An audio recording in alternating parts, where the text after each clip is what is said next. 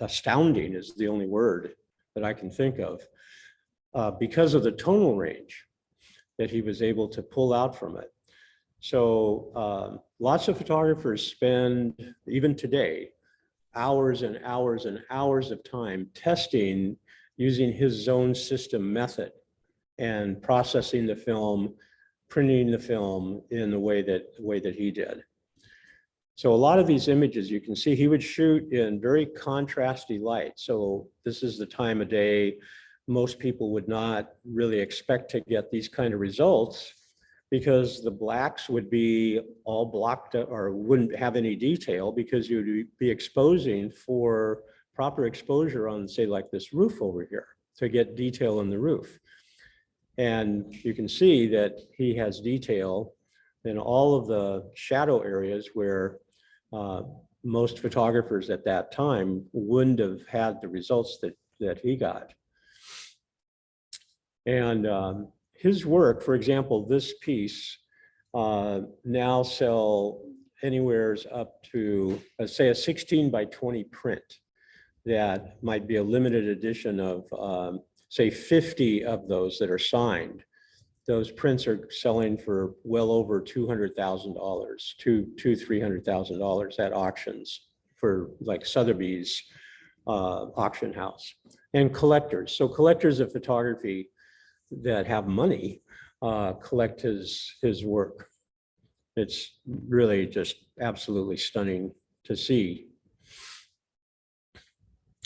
But he also did do portraits. He was part of an artist movement in the 1940s in the Monterey area. So he did know Dorothea Lange and a lot of the people that she knew. And there was a group of photographers that formed like a cooperative up in the Monterey area. And that's where he established himself eventually. That's some of his work. And we'll look at Emily Schur, who is currently active in the profession. So you would see her work with celebrities doing portraiture mainly.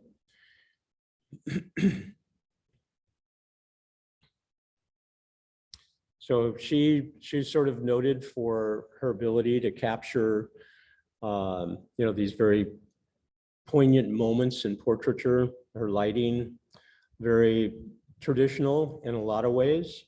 So when I say that, traditional in a lot of ways, meaning that the ratio between the highlight side of this face and the shadow side of the face is not a big ratio. It's probably like a 1-to-2 ratio. So when we think of ratios going from light to dark, the more traditional kind of portrait work is usually in the 1-to-2 range. When we see pictures that have a lighting ratio of 1-to-4, 1-to-8, 1-to-16, that's where we start to lose, more of the detail in the shadow side, and the photographs become more dramatic, but they're somewhat not considered traditional as far as in the portrait world. So she has the ability with her work to sort of be in the moment with modern styles, like in this case, her color palette, and use a harder lighting on a woman, and not always go with the traditional lighting ratio for traditional portraiture.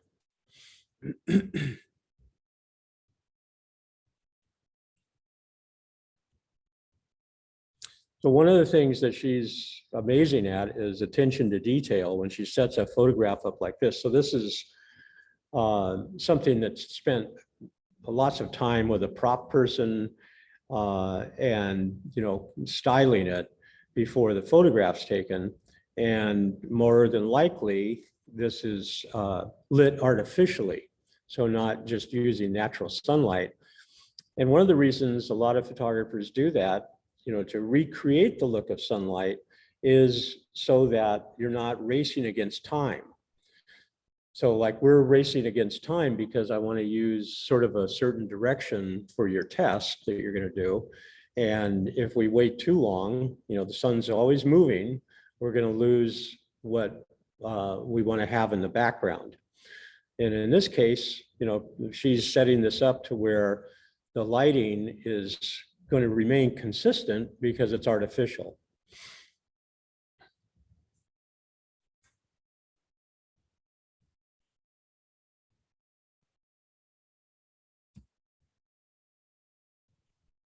So you probably have seen a lot of her work because she shoots for a lot of the networks for their promo pieces for shows and series.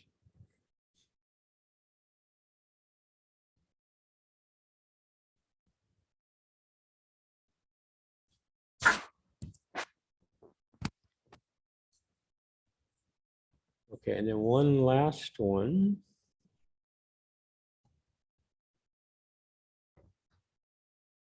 So we'll look at Arnold Newman.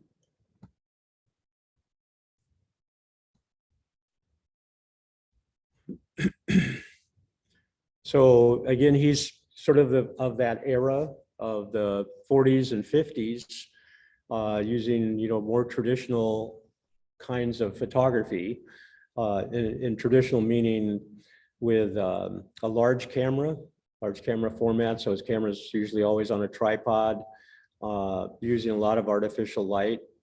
But what he became known for is the way that he would blend his subject, and he photographed quite a few artists and very well-known people. He would put them in an environment that's reflected what their artist endeavors were, or what their direction in industry was.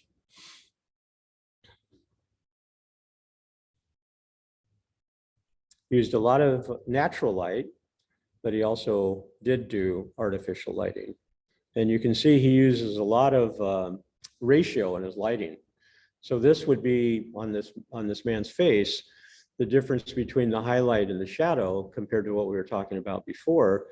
This is a much greater ratio. So this is probably like a 1:8 because we can still see some detail in here. So if it was 1:16, we probably wouldn't see any detail in there at all. But you can see how he uses light to accentuate his subject, place them so that they're going to be the emphasis, but still use bits and pieces of the background and put props in that will also direct the viewer.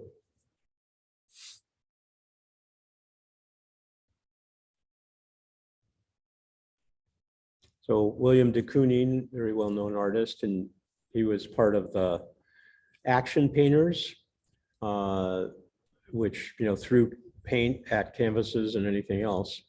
But you can see by his composition, it was really unusual the way that he approached portraiture, in a sense, environmental portraiture, we call it.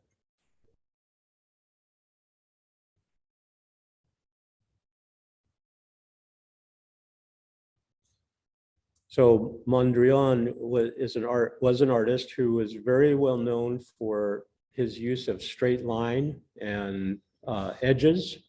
And you can see by the way he posed them that he included that visually in his portrait of him.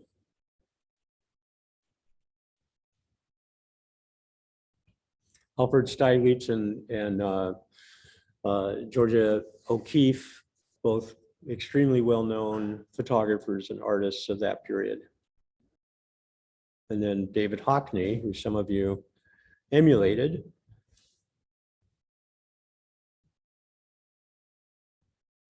And this is probably one of his most well-known images.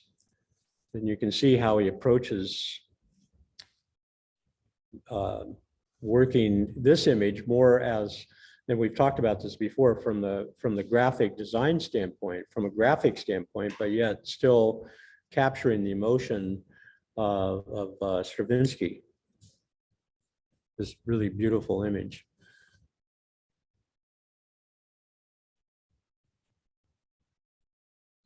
So these are a contact sheet, and you can see the film that he was using is 4 inches by 5 inches. So that's a large format camera.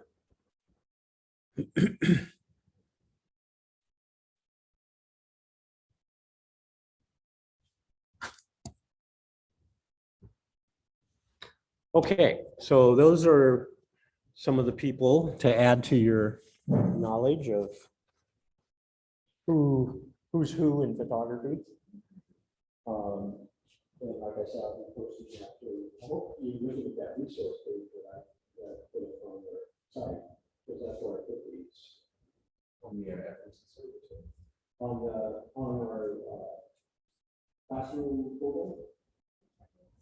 There's a thing, a module called Pages. Oh, okay, yeah. Oh, okay, that's all. Yeah. Yeah. Okay, so here's what we're going to do. We're going to set up our cameras, and the assignment that you're going to work on, and we'll shoot it here, is that we're going to establish a normal exposure. So cameras will be on negative. And from your previous test, we now know like what your ideal ISO setting is going to be. So let's just say, for most of you, the ideal ISO setting is going to be 200, 400, maybe 600, but I would probably say it's 200, 400, where you know you're going to shoot and you're really not going to have a noise problem. So we're going to keep the ISO consistent throughout our test, and we're going to keep the F value, the f-stop value, consistent throughout the test. So we're going to want you to shoot at an f11 at whatever ISO. I'm going to recommend that you do that at 250 or 400. And then we're going to, first of all, establish a normal exposure. And what's a normal exposure going to be? Well, we'll look through the camera. And if we're looking at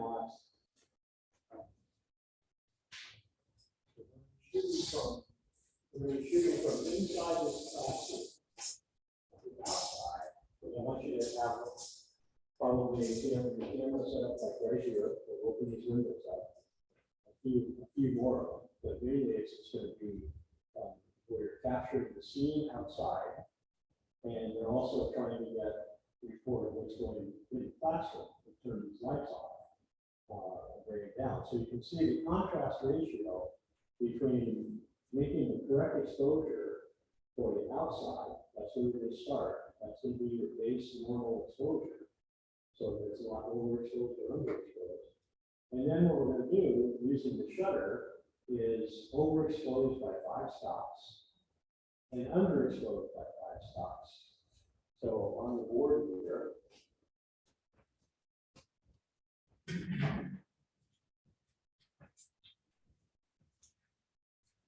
so if we start, which we probably are suggesting you do, using 1/125th of a second, and we're going to go plus 5 stops. So in 1 stop increments, we would shoot 1 at 160, 130, 115, 1/8, and 1/4. And then we're going to go the other way where we're doing minus.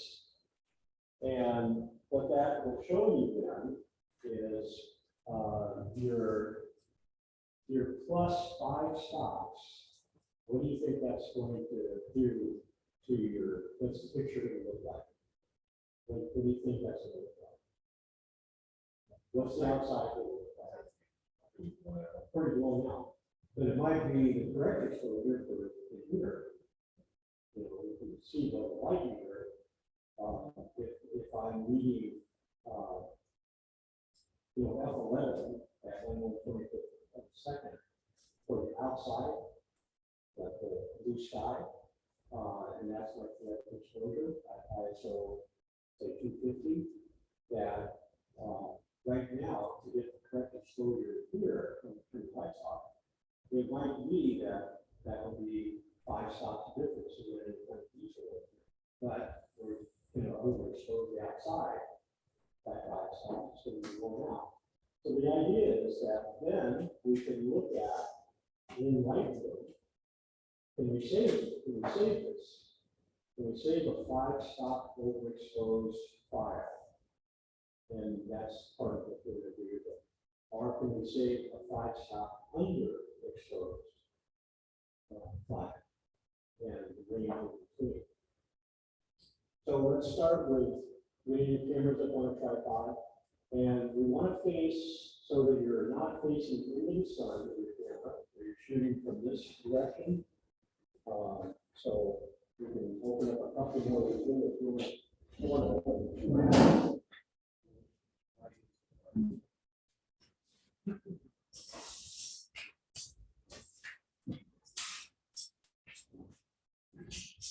I think you can leave that.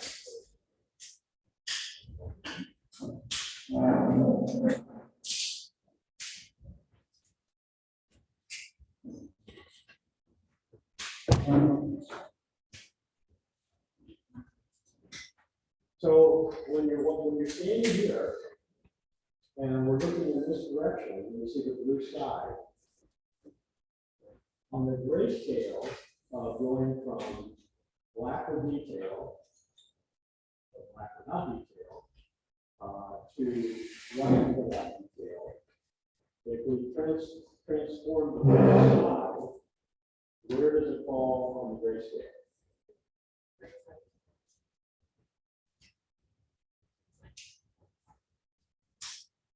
So it's going to be some shaded gray, correct?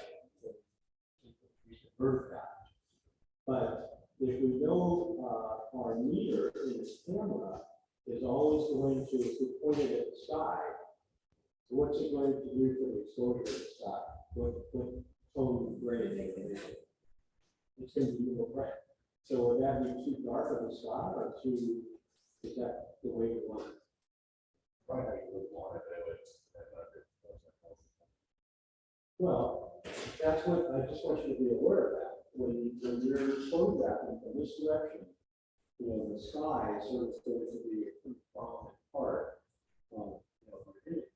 And that's where we sort of want the meter looking at. That's probably going to be where you establish your exposure, your normal exposure, the very first exposure.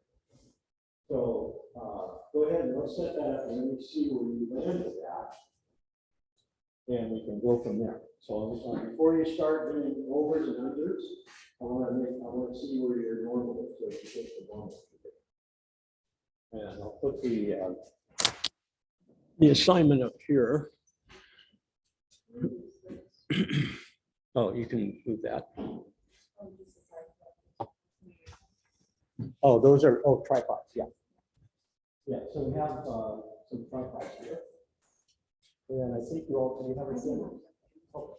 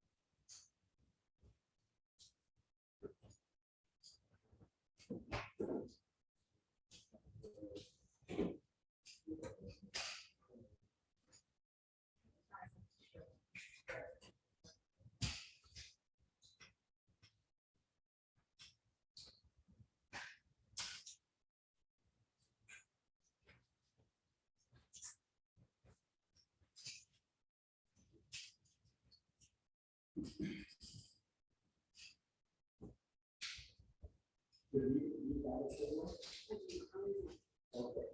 So we should do this, set it up, so we can check them out. For like 2 weeks at a time.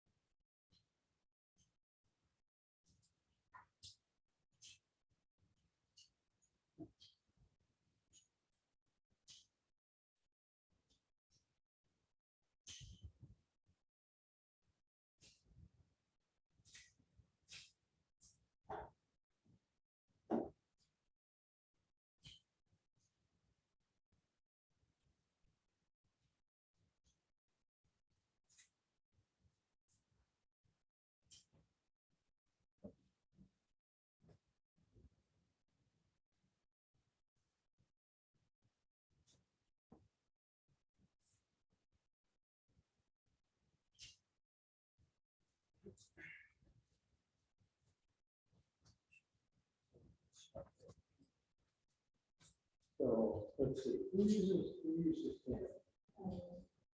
Can you give a hand with this?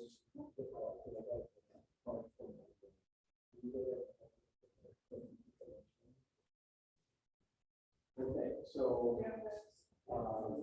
I think.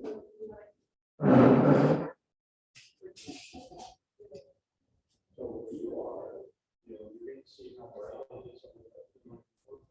That direction should be this.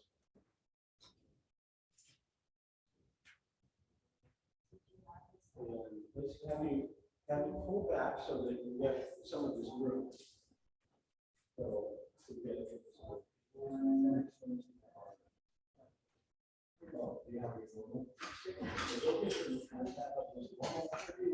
Normal focal length.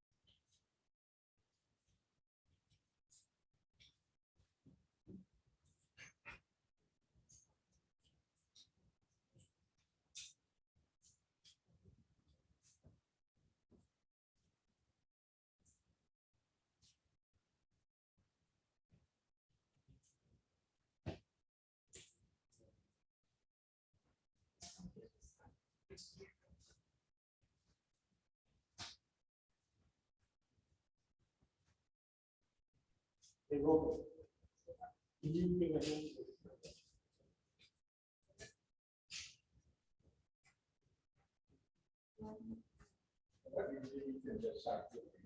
Oh.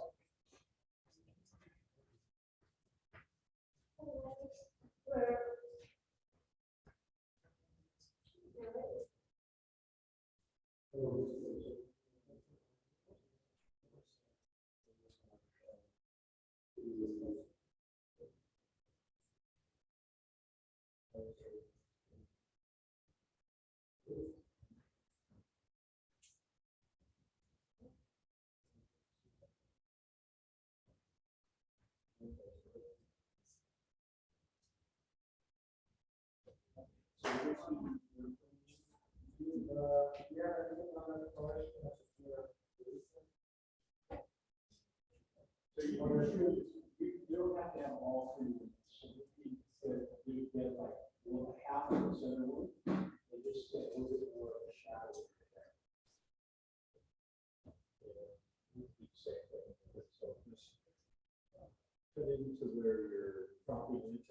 Use your same focal weight, but I want to get more of the inside of this room.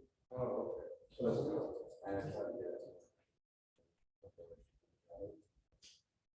well, you have to see where it's going to start. Yeah. So just reframe, or go to a horizontal. Okay, so that's it. Reframe it so that so you have more of that. Room. So that's change that.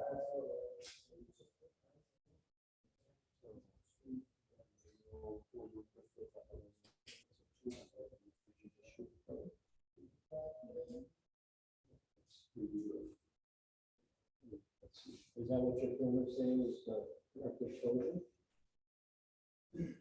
So let's get you to frame this a little bit differently. If you pull back and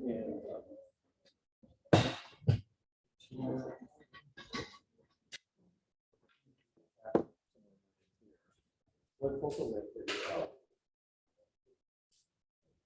Is that a zoom? So make your framing so they can step into the second, into the way profit. Well, not with the focal, so go back to your normal focal. I just mean turn the camera so that rotate the camera so that you're seeing more down into the dark. Yeah, there you go. So something like that. A little bit more, turn this a little bit more into the room. There you go. Yeah, so then all of that dark.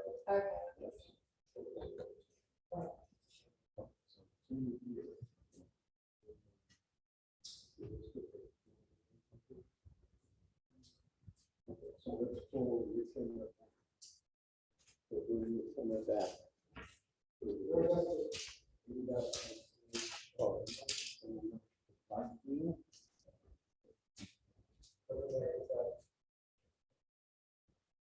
So go ahead and rotate your camera so you get more of the darker area of the moon.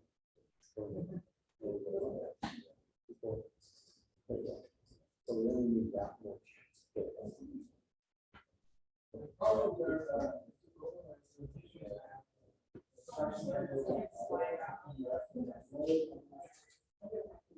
Yeah.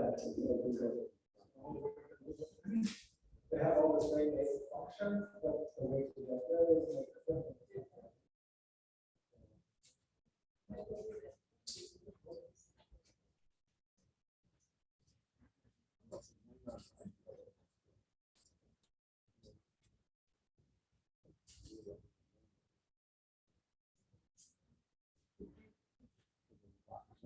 Over to where you're right here. So up a little bit. And then go over slightly. So that way, yeah. Okay. Okay. So,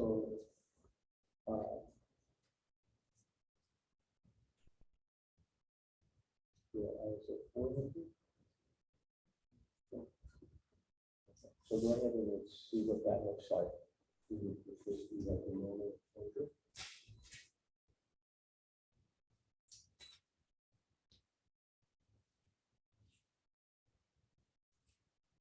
Okay, so I'm just looking to see if that's looking it should look good for normal exposure, which is good.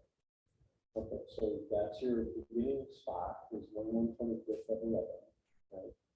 So you're going to leave the 1/11 to stay, and now we're just going to adjust the shutter speed. So you go all the numbers are up here. So you should be, what I also want you to be doing, before we get too far into this, is keeping track, writing down what your starting point is, and what your normal exposure is. So you have your normal exposure, ISO, whatever it is, 250, what the f-stop is, let's say, and then your starting shutter speed might be like 1/125th. And that sort of is the base of the correct exposure for the sky, the blue sky that's in the frame. And the whole inside of this building, our room is actually pretty dark without any detail with that. But we're making the correct exposure for the outside. Okay, so you want to write that down, and then you're going to keep track of every exposure. The only thing that's going to change is going to be shutter speed. Right, so you're making the same ISO and the same f-stop, and make sure you're checking that every time. Because you want to make sure you don't have the camera set somehow, they're all on manual, so it shouldn't happen, or the ISO changes. So we'll make sure that our settings are not changing when they're not supposed to. Okay, and then keep track to make sure that your settings are one full stop from where you start from. So if you started at 1/25th of a second, you know, go one full stop under, if that's the direction you want to start with first. So minus means that you're making the shutter faster, and you're going up to 1/4000th of a second, which is going to make everything pretty black. The whole screen. And you're going to then go the opposite direction, where you go plus from your 1/25th of a second, you're going in 5 stops the other way. So when you're changing the shutter speed, make sure that you're changing it in full stops, because on your cameras, one click is not a full stop. You have to look at it and make sure. Usually the one click is going to be a third of the stop. Okay, so again, all the numbers are up here, so you can use that for reference, but I do want you to be thinking about what you're doing. So, okay, we should.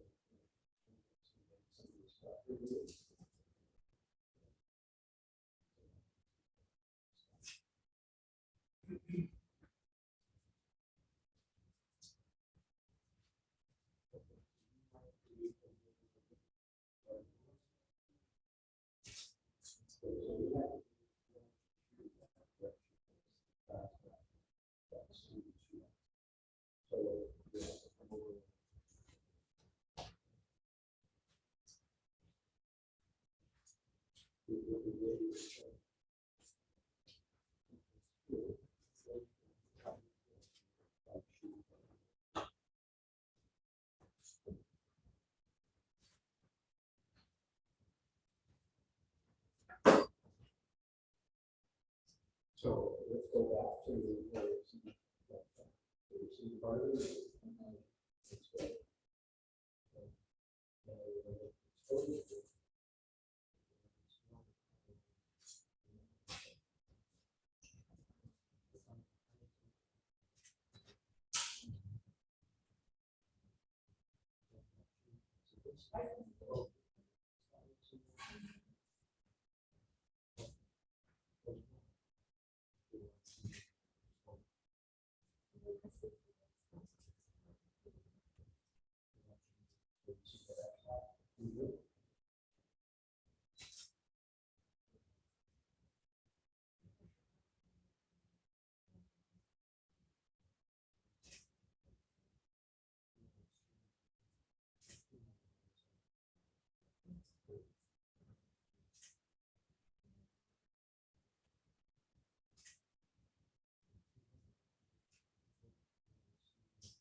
It should come up on the screen there.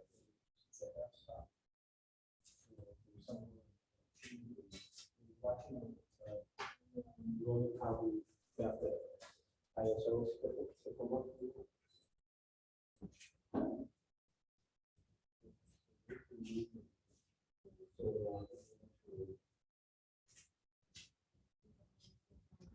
Yeah, that's fine.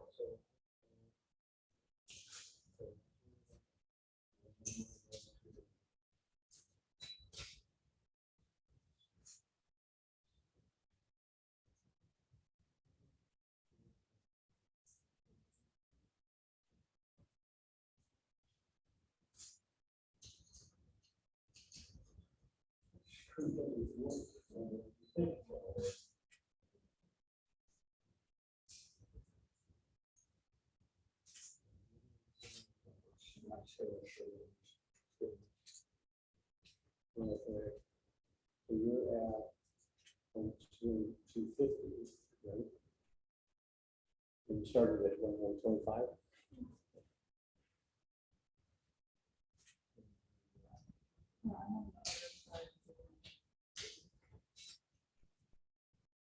So you're doing plus. Yeah.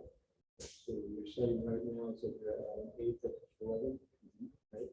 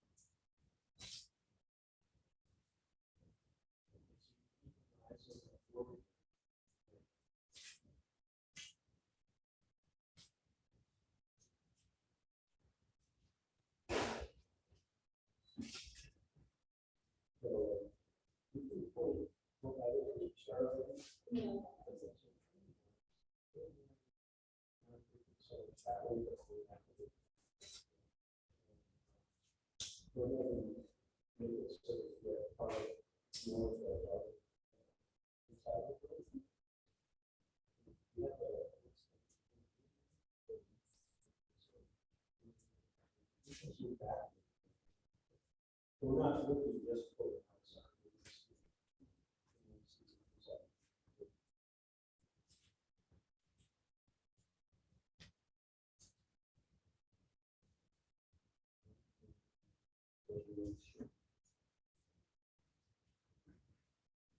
Leave right alone and see if you found the secret how that works, because it doesn't work on a touch basis. Roman, did you see?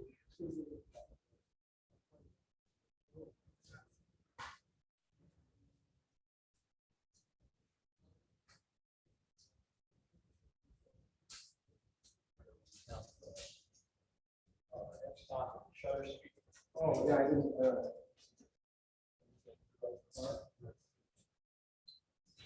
So it is, but it is a touch screen.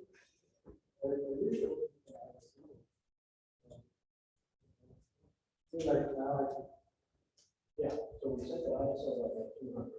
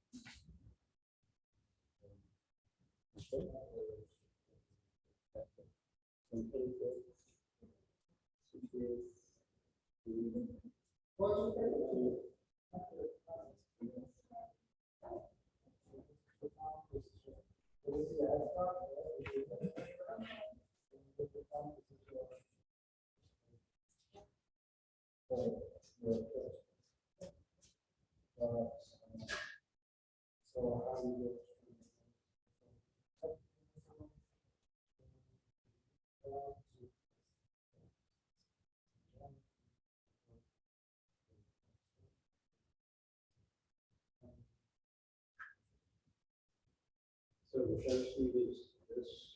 Where's the f-stop?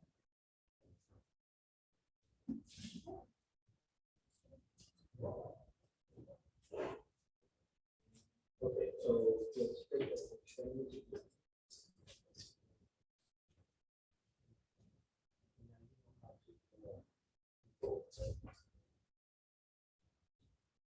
So go ahead and start with.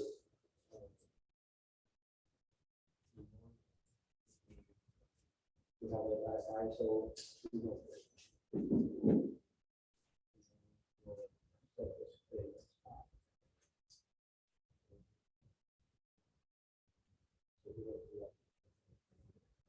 Go ahead and shoot that.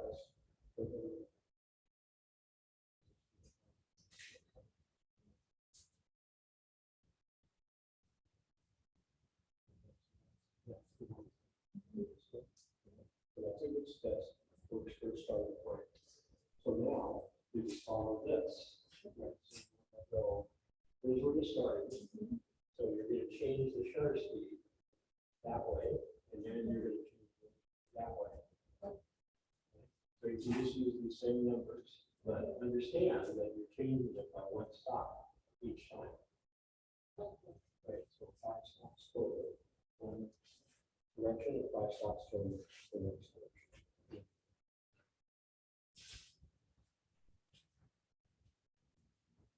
Okay. Yeah, so that looks like you're good.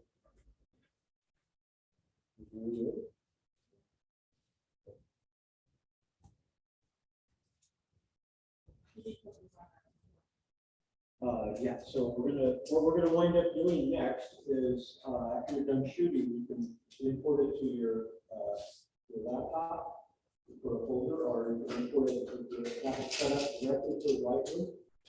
Import it into Lightroom. So I'm suggesting that you start a Lightroom catalog for, Photo 101. And that way, you can import it directly from the camera into your Lightroom 101 catalog.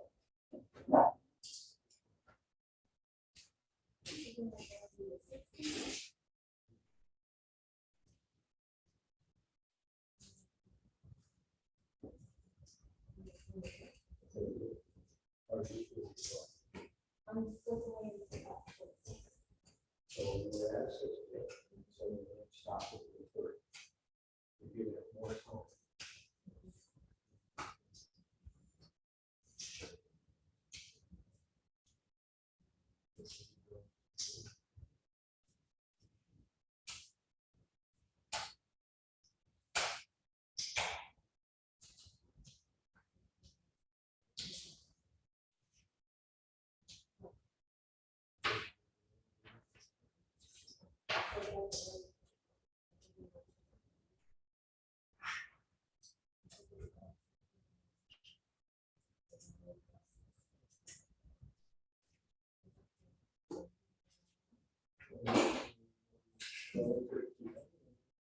Say you're at 50.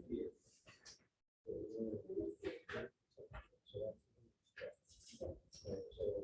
go down.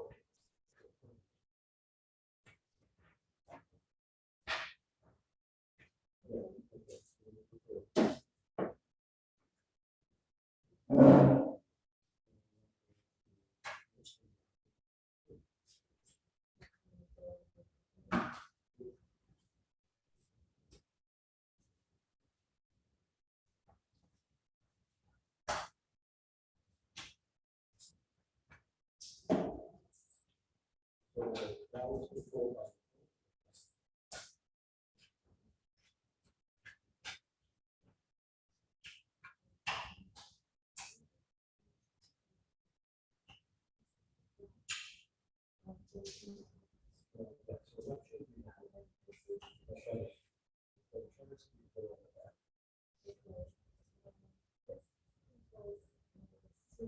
Yeah.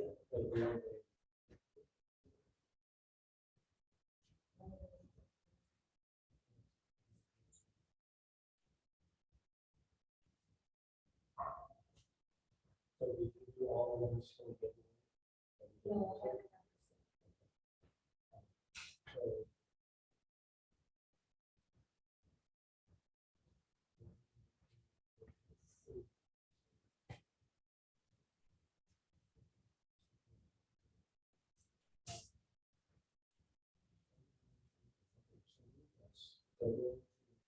this is where you start.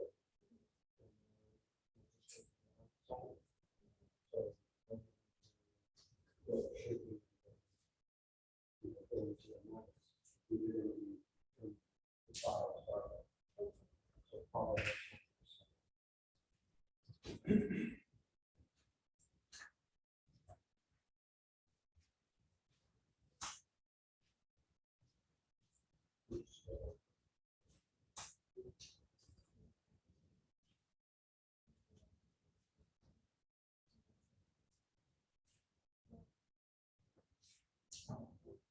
So is that the Yeah, so that's just happening. We see the shades of it towards the end. So you see that. So just if you rotate the thing.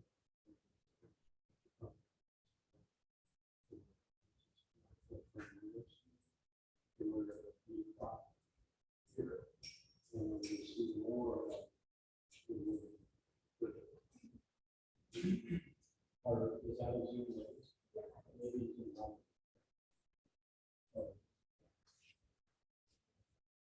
Okay, so just rotate the camera.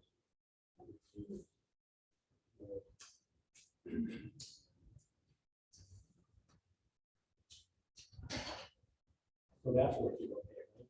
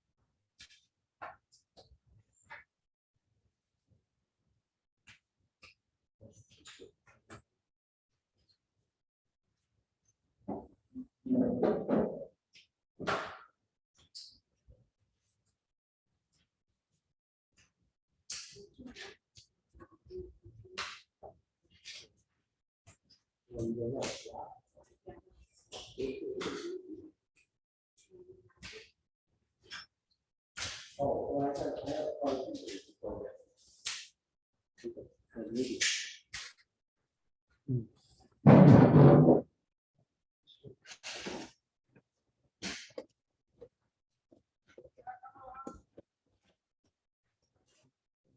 Got my card reader.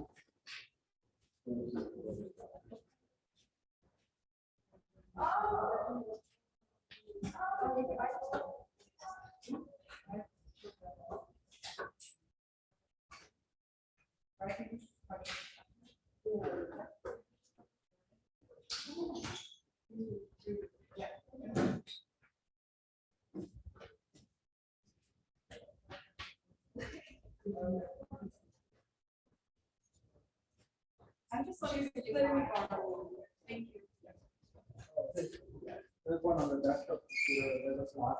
Oh, that's right.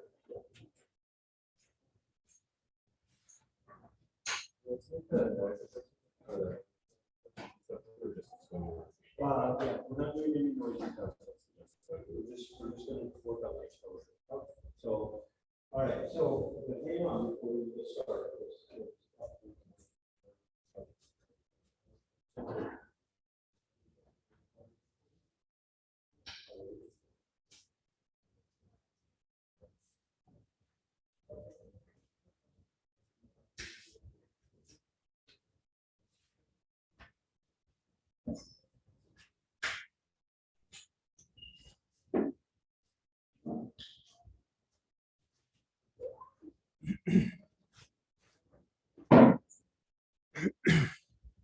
All right, let me bring up Lightroom.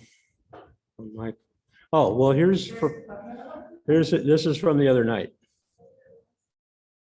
Also, what I want to show you is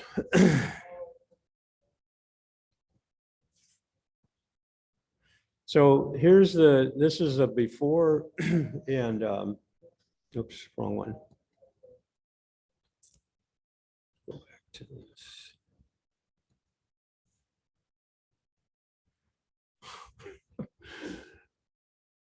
What happened?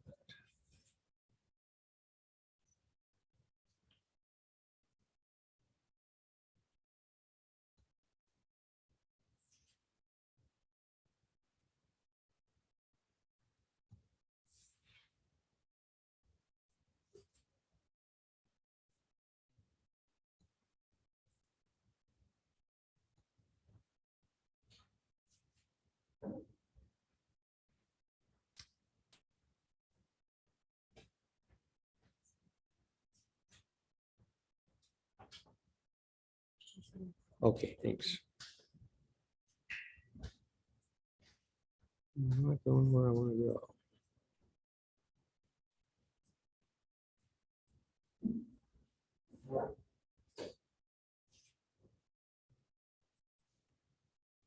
There's one other one I want to show you guys. If I can find it.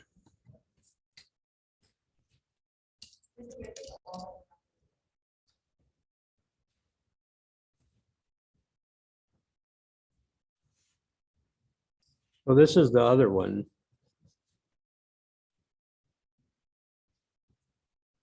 This is where it came from. So this is why I encourage you to shoot with a DSLR or a mirrorless SLR, because when I shot this, I knew I was going to crop in because this is the photo.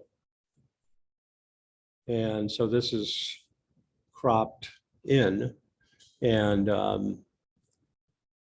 you know, it maintains it pretty good. You can see that's like a 400% crop. So you're not going to be able to do that on a phone, but you can with, you know, your DSLRs or your SLRs. But it also is just sort of talking about and looking at, you know, seeing the picture when you're taking it. Because when I was taking it this is with the mirrorless Sony, shooting lightning, trying to catch it at the right time with even your iPhone is probably easier than with a DSLR, because a DSLR has to push the mirror up out of the way. With mirrorless, you're not having that, and so it's instantaneous.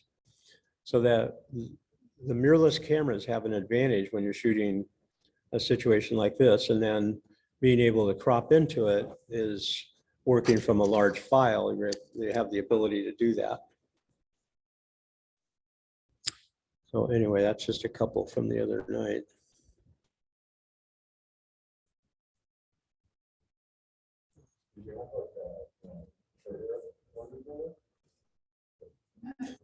This is the finger trigger.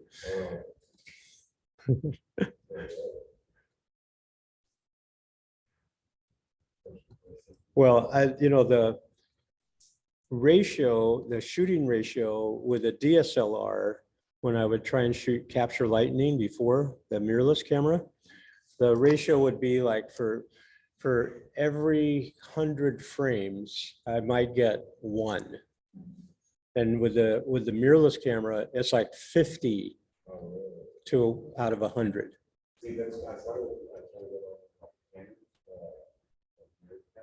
Well, this was with a Sony, but it's the same. Yeah, well, I wanted to say this long exposure detection instead. Yeah, well, you can do that too.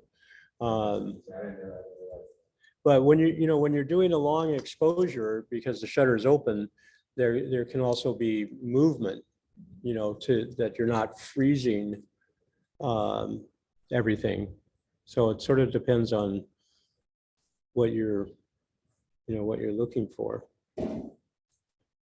Okay, let me pull up Lightroom in here just with the catalog to go over what I want you to take a look at.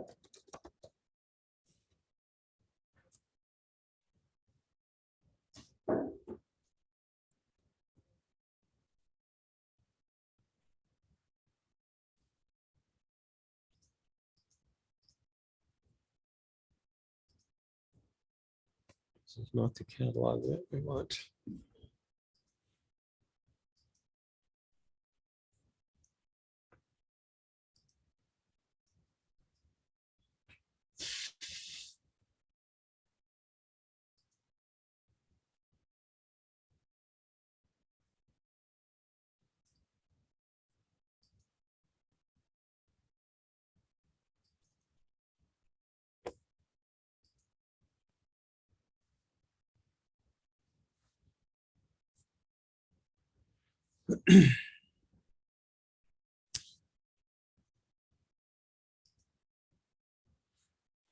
Okay, so yours should look something like the one that I did, which is, this is my normal, then going overexposed.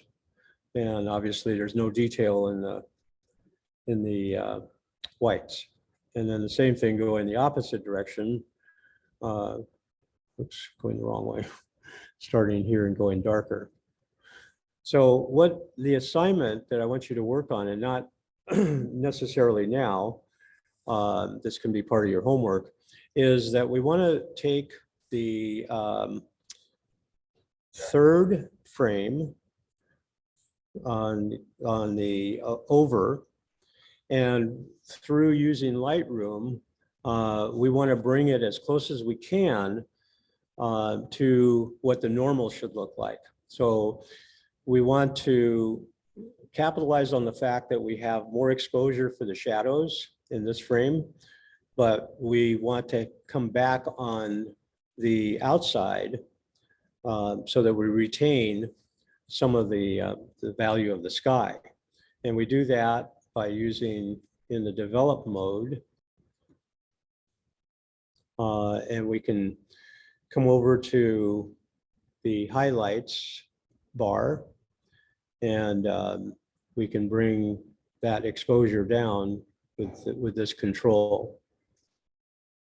Now, so this is pretty basic use of Lightroom, and we can then also try using a little bit of the whites. If we just do exposure, we can bring it down a little bit.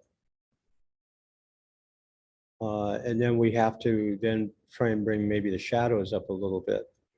So we're able to work with using the develop module, the develop mode in Lightroom, to where we can bring, at least on this file, which was two stops overexposed, you know, I can get some kind of decent result compared to, you know, where I started with it. You can see sort of the difference between the outside exposure now compared to where it was originally. But and then we would do the same thing on the opposite direction where we're underexposed. Let's go back here too. So now underexposure, where I can use maybe the whole exposure to bring this up to where I can still use the sky without getting it completely blown out. So on underexposure, I would maybe bring it up to here, and then I can come down here and use the shadow slider, and you can see I can bring some of that shadow value up. And I can maybe control a little bit with the blacks, but we don't want to use it too much because it will actually, at a certain point, the blacks will become gray. So you can see with this, the underexposure one, able to correct that pretty well. So what the homework will be, and this will all be in the homework brief. What the homework will be is that I'm not going to have you do each exposure. Two stops over, two stops under. Four stops over, four stops under. Let's see how we can do that. 5 stops over, let you try it, just so you can see it's probably not going to be something correct. So what this test will show you is the combination of your ISO test, because for your ISO test, you sort of to figure out what your best rate for ISO is. For that. And you know, what's to look like if you do use it. In combination with this stuff, this is sort of giving you a sense of the sense of dynamic rate. And how good is it that being the outside exposure, and the inside exposure, and then when you go over a stop, under a stop, are you able to bring that value that's missing back to where it was? And so you should be able to see if you're 2 stops under or 2 stops over, you have a pretty good chance of saving. When you get past that, it's going to start to be very different. And that's really what I want you to all see is really the best results you can get.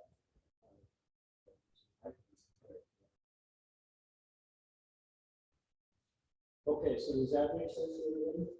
What you want me to start out with? Yeah, I just wanted you to be able to, at least today, over here, to tackle this so that we have seen, you know, so that we have the correct range, because this is pretty good range. That's probably a 5-stop range to make a correct exposure outside, and then the region correct exposure inside, where the windows aren't open, it's probably 5 stops. Okay.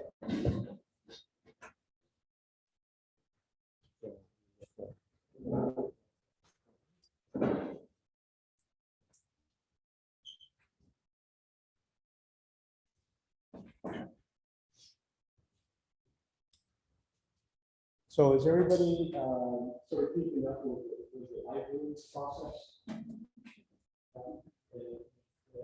We kind of cover that. Set the time basically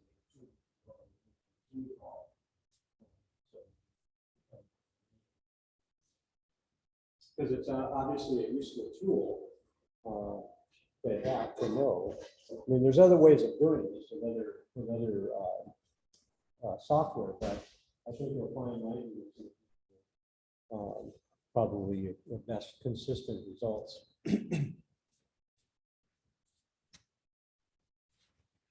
Okay, so let's go back and regroup here a little bit.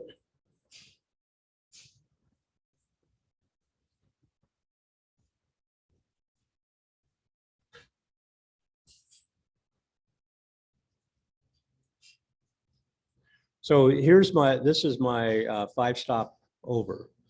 And so I'll just try and show you while we're here what happens. So as I correct for the blown out whites, what happens? Can you see what's happening to the whites? What total value are the whites? So they're getting grayed out. So that's probably something that we can't correct. Good for the inside. Yeah. Well, that's, you know, as if you're doing, say, architectural photography, this is probably what you would do. Is, you know, you would shoot a series of frames where you're bracketing, the camera's locked down, and you're doing exactly what we did. And then even in Lightroom, you can actually do this. There's a feature in Lightroom where you can load all, say, 5 of those exposures, and it'll take the best parts of each frame and combine it. So that's the HDR feature. And Lightroom does a great job at that.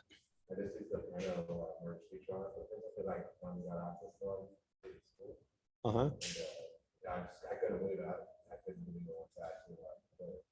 It was just up on Apple. It was like 180 degrees on Apple, but it's like 42 megapixels across. Wow. Images stitched together, so it's like ridiculous detail of like small little corners and stuff like that. It was crazy.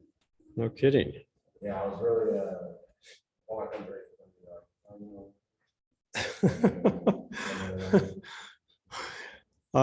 So this will be posted also, but this is sort of like what the write-up will look like. This will be due in our next, at our, on or before our next class meeting, would be the assignment files and, well, really the write-up. And I'll post this.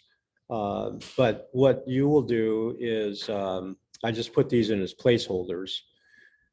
But it'll be sort of taking the, like we did with the ISO, the ISO test. So you would take like the noise test, where you would take like the unadjusted and the 3 frames. Well, so it'll be normal, +2, +4, and then below that would be -2, -4, and with then showing the adjustments on it.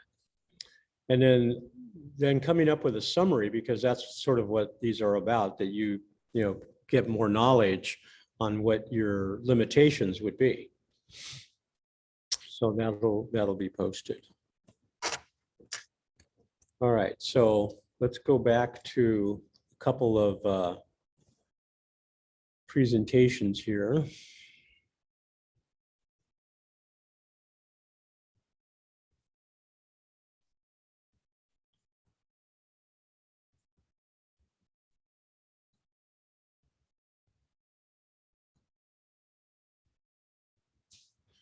Okay, so camera settings. We're sort of working our way through them, but I just wanted to sort of sum it all up, that you realize what's available to you on your cameras. And the starts obviously with auto, and auto is something that we're trying to get you away from. It doesn't mean that you never would use it, but there's other options that are better. So obviously there's always auto to fall back on. And then the program, this sets the shutter speed and aperture based upon a selection of ISO. So that will use ISO as sort of the base. You pick the ISO, and then the camera adjusts as of its choice the shutter speed and the f-stop. So you're sort of at the will of the camera as to what f-stop and shutter speed, because you've chosen the ISO. So that's what that mode does for you. I can't say I really use that at all. And then shutter speed priority is where your time value, you're selecting the time value that you want, and ISO is selected by the camera and selects the correct aperture. So you're selecting the shutter speed and the ISO, and the camera then selects the correct aperture. So you're losing out on controlling, say, depth of field, because you're not in control of that. But it might be something, if you're shooting action, you want to have a faster shutter speed. So you're selecting that shutter speed in combination with the ISO, and then the camera is adjusting for the aperture. And sometimes it's represented as TV on some cameras, time value, rather than S. And then aperture priority is probably the one that, it's the one that I use most of the time. And that's where you're controlling the aperture and the ISO, and then the camera takes the correct shutter speed. You can set your camera to not go below a certain shutter speed, and so that you wouldn't find yourself in a situation where the camera is adjusting to, say, like a half a second, and you're trying to hand hold that. So with your particular camera, you should be able to set a range on any of these programs aperture priority, you can set the shutter speed range that's acceptable for you.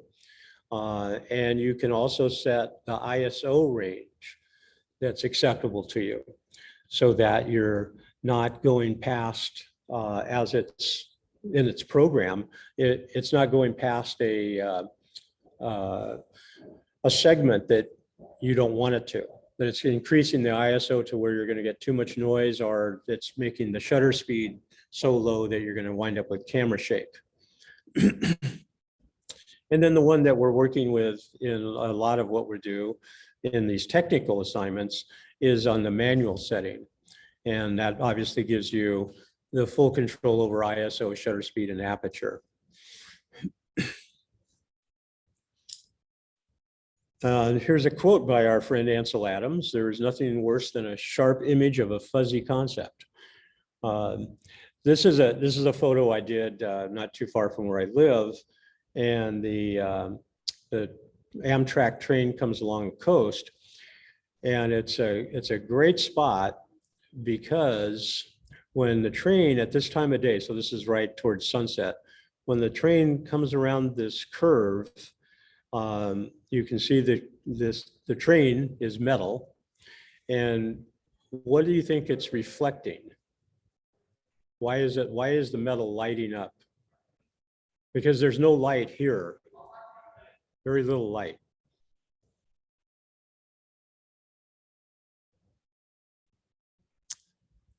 Well, it's actually called the incident angle. It's a term that when a shiny object, like the metal on the side of the train, catches this angle of the water, because that's what it's reflecting, is the ocean.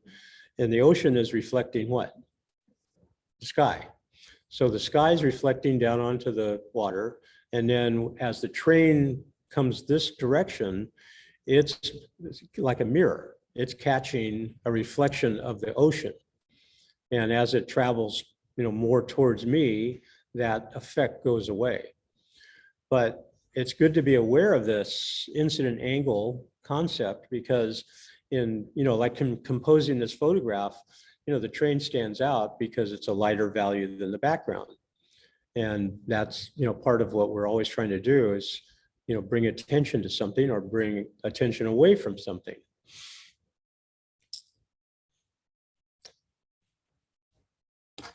Okay, and this is just sort of talking about autofocus systems.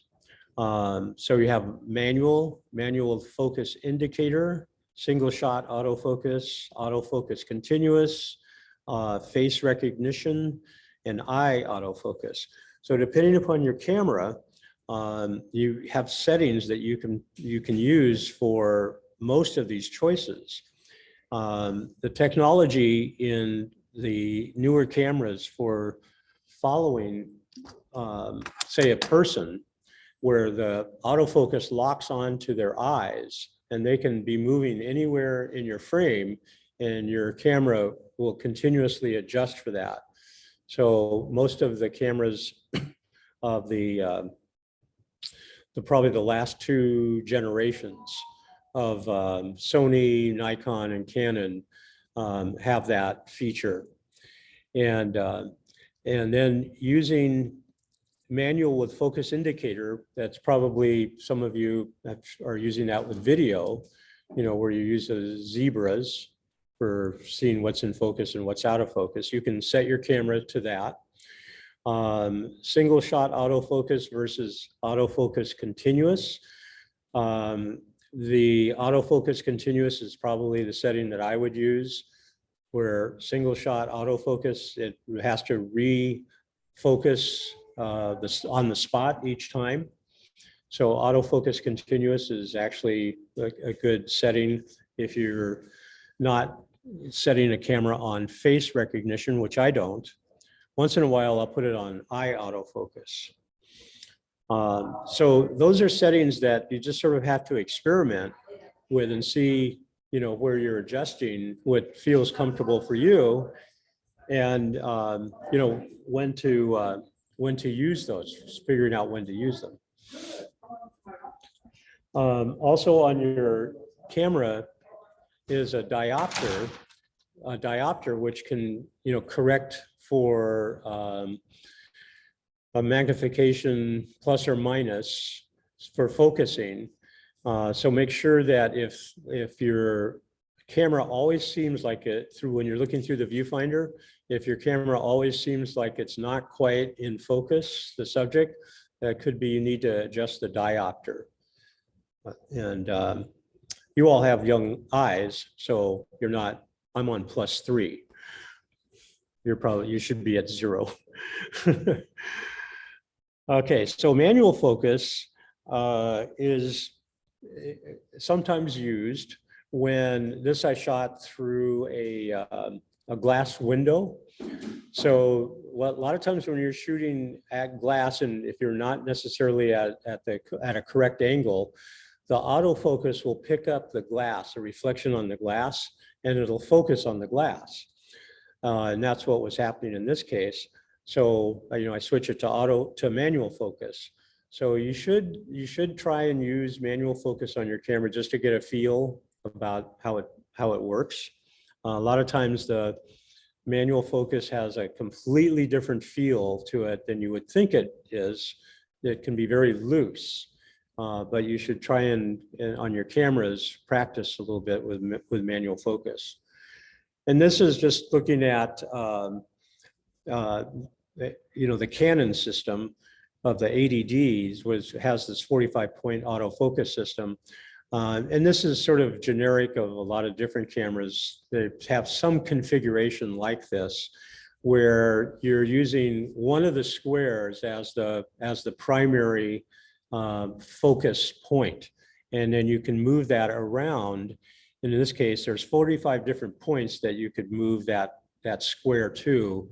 And that would be where it's hitting the autofocus mark.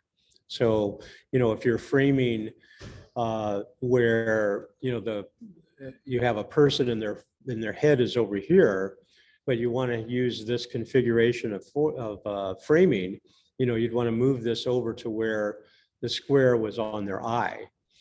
And again, usually when we shoot people, we do want, if you have somebody that's turned slightly away from the camera, you usually want to have the eye that's closest to the camera be where your sharpest point is, where you're focusing, rather than the closest eye being out of focus and the furthest eye being in focus.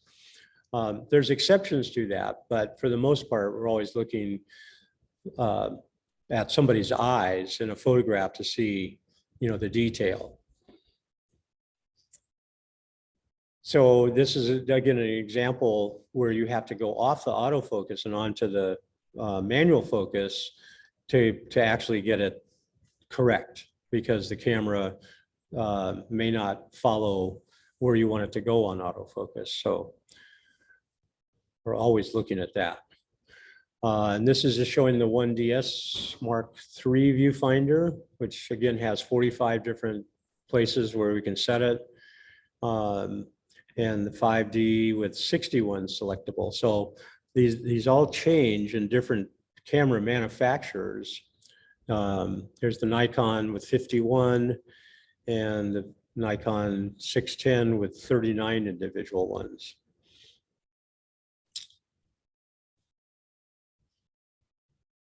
Okay, so the manual focus assist is like a peaking value that you have like in when you're shooting with video for focusing. And then again, with one shot, autofocus is locked once focus is achieved. And also with the one shot, you usually can press halfway down on the button, and then that'll hold the focus so you could move the camera away from where you had it pointed.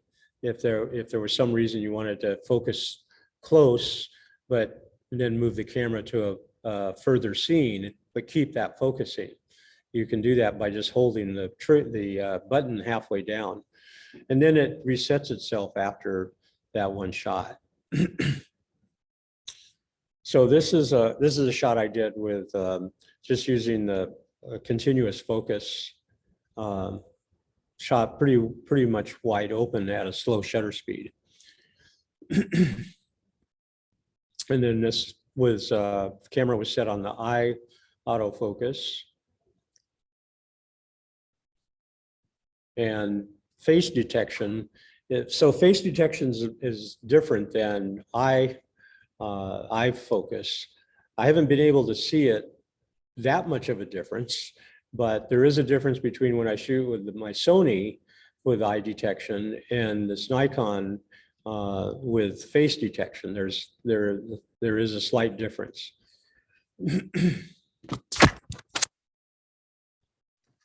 Okay, so those are your basic camera settings. And let's look at the histogram again. Because we've talked about the histogram and the importance of it, but let's spend a little bit more time with it. So some photographers will be looking at the back of their camera at their histogram to see if what the exposure looks like according to the histogram. And, you know, to me, that's a distraction because you're taking time from what you're shooting to now take the camera down from your eye and look at a histogram to see if you got the correct exposure. So this is sort of where you need to understand the histogram, but I think really what you want to do is have your camera dialed in so that you know that when you're in whatever shooting mode, you know that you're getting the results that you're looking for. So, but again, just to understand what the histogram can tell you, it is important. So we're looking at the center image in this and seeing that the highlights and the shadows are properly exposed because the main exposure is happening in the midtones to the higher midtones and the lower midtones, but not where we're seeing a huge spike in clipping for the highlights. Although you can see the highlights on the hair and on the shoulders, there's probably, you know, white without detail, and that's what this is showing on the right-hand side. And there isn't any indication of, you know, black without detail. So this shows like a proper exposure. And then you can see where we sort of went today. It starts pushing with more exposure, being overexposed. You're pushing everything over to the right-hand side. The highlights get blown out. And then the opposite on the left-hand side, when they underexposure, you're pushing everything, all the values to the left-hand side. And we wind up with getting maybe a correct exposure for this where it was white without detail, but we're losing detail in the blacks. So the term that we always use is clipping. And we're clipping the highlights on the right and clipping the shadows on the left. Again, just sort of showing the clipping on the shadows, where that winds up on the histogram. And on the right.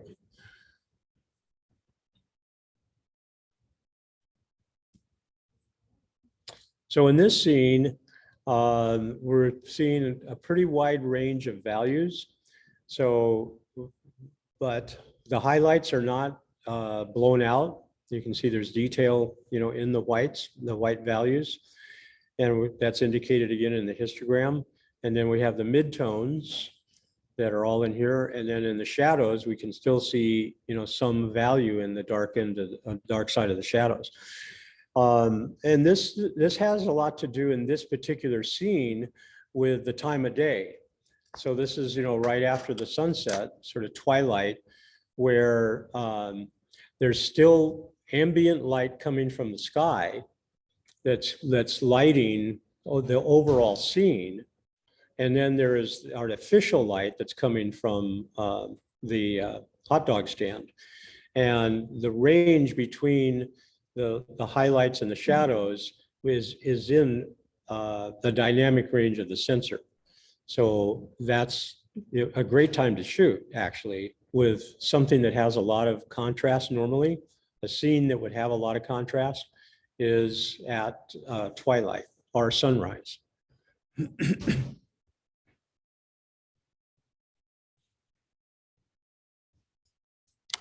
Okay, so these are terms that expect you to digest and understand. Highlight clipping, shadow clipping, the high key scene, which would contain more lighter tones, and then a low key scene that would contain more of the shadow or dark tones.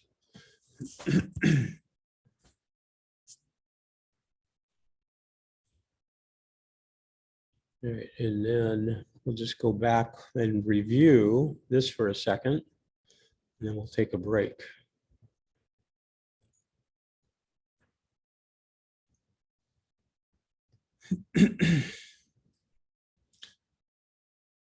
So I just want to go over this again, so that you really are brainwashed with our three pillars: ISO, f-stop, and shutter speed, and how the integration of those things, is what your primary tools are for controlling exposure when you're not just set on auto. So again, the standard f-stop scale, where the aperture is widest with the least amount of depth of field at 2.8 in this case. And as we close the lens down, so the whole aperture is getting smaller as we go f4, f5.6, f8, f11, f16, and 22, the aperture gets smaller, our depth of field increases, but that also means that we have to compensate for the fact that we're letting less light in. And what are the ways that we compensate?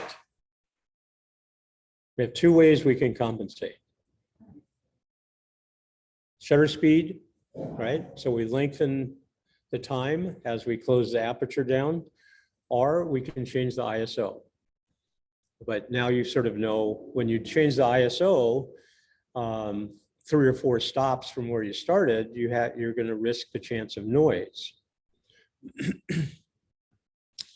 And then with the shutter speed, these are the standard shutter speeds. And again, just a reminder, when you're using your shutter speed dial on your camera and you're going from one click to the next, make sure you're looking at the number, because it's usually going to be 1/3 of a stop, not a full stop. So that's the way the cameras are made, is that they go in thirds of a stop. So these are what we call the whole numbers, the whole stops. And again, you want to be familiar with these numbers, the scale. And we're going to be dealing with equivalent exposures. And when we come back from our break, we'll have another demo that we can do without worrying about too much light, where we're going to start off shooting at 1 aperture for shallow depth of field. And then we're going to do a test where we're closing down, getting the aperture smaller to visually show you with your camera the change in depth of field and how we have to then compensate for that. So you'll be figuring that out in our next go round.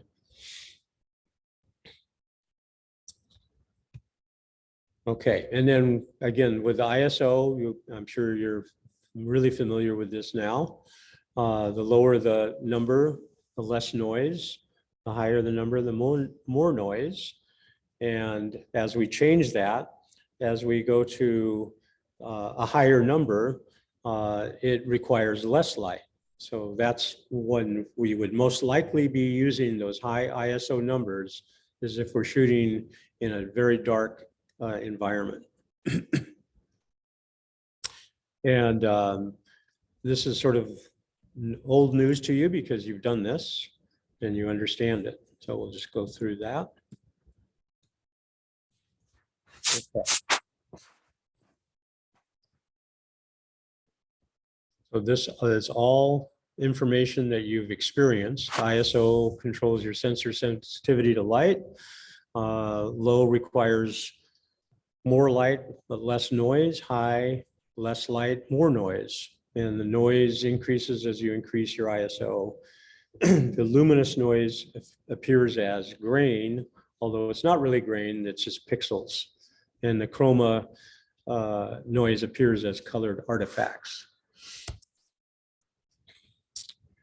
All right, so let's take an hour break so we can be back at 6 o'clock.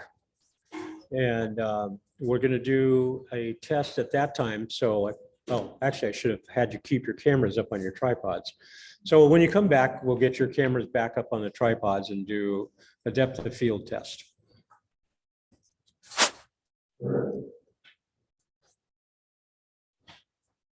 Doing my aperture, testing that thing, so I was using the old manual there, and I went to those half stops, Uh-huh. so then I was able to do that balance without being able to just go in different directions. So it gives you kind of a half stop.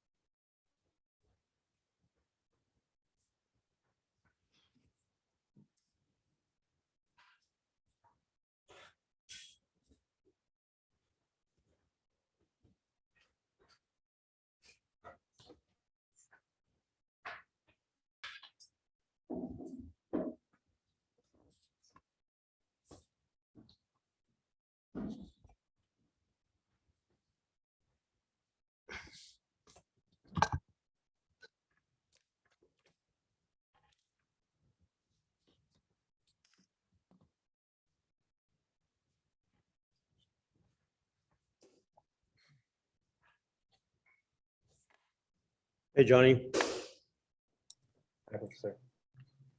Just turning the camera around so you can sort of see it, what's going on as we start this next part. All right, thank you.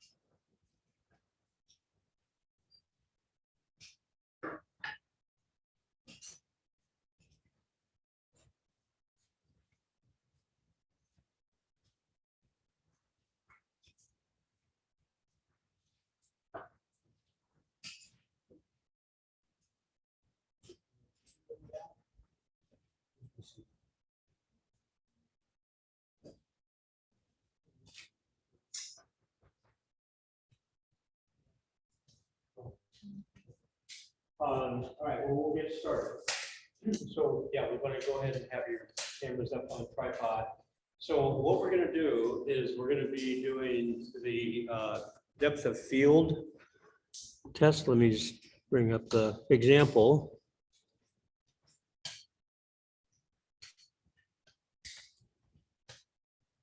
So the depth of field test is where we will have you start, and I've got these that we'll set up.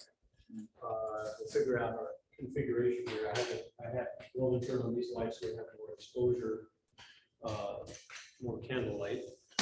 So what we're going to do is go through so that you can visually see, the change in depth of field, starting with your widest aperture that your lens, that your particular lens has. And we want to get as close as possible to our subject matter, which is going to be the blue ornament balls. And then we're going to do a series of aperture changes where we go every other aperture and shoot a frame. But you're also, every other aperture, when you do that, you're going to have to closing the lens down, and you're going to have to compensate them with the shutter speed, not the ISO. So again, we're on manual, not going to have the ISO change automatically. So probably, again, you want to set your ISO, at that comfortable level, which I imagine was probably 400 for most of you.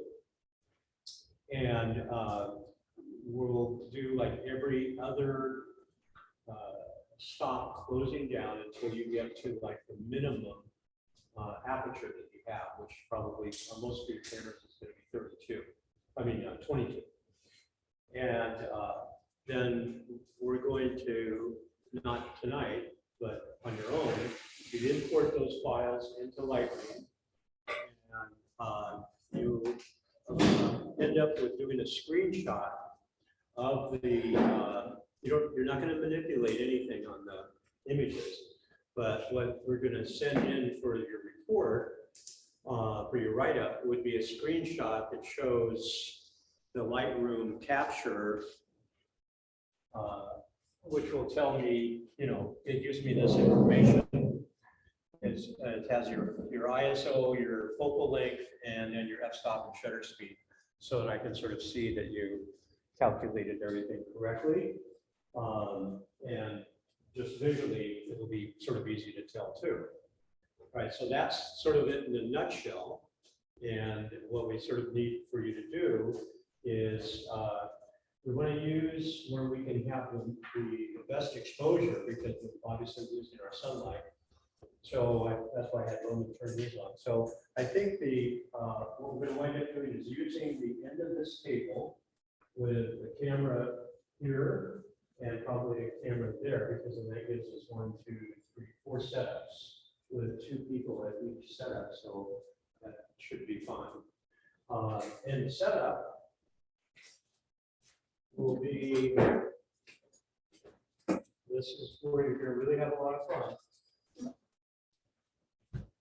We want to make a sort of a triangle, like I did with those.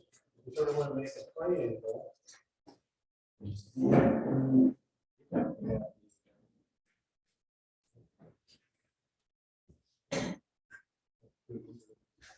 So we can use, I've got these sticks which will help contain little leaves.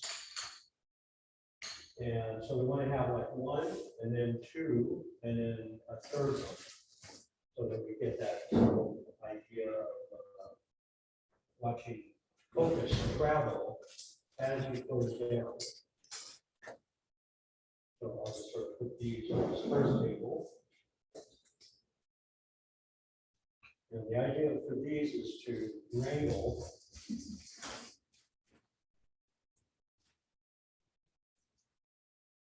we're not necessarily trying to make it aesthetically wonderful. All right, so like in this case, somebody could be shooting from here, and somebody can be shooting from that direction. So that's how it will work. All right, the camera angle could be, and you can see by my camera angle, it's pretty low. So it's almost eye level with the subject, right? Because that way we can see the focus traveling back. And then your focus on this, where you want to focus, you may have to take it off of autofocus and put it on manual, is about a third of the way in. So if I'm the camera, I want to focus about a third of the way in on the closest ornament to the camera. Okay, so I'll check on with you all as you're doing this to make sure. And for exposure wise, and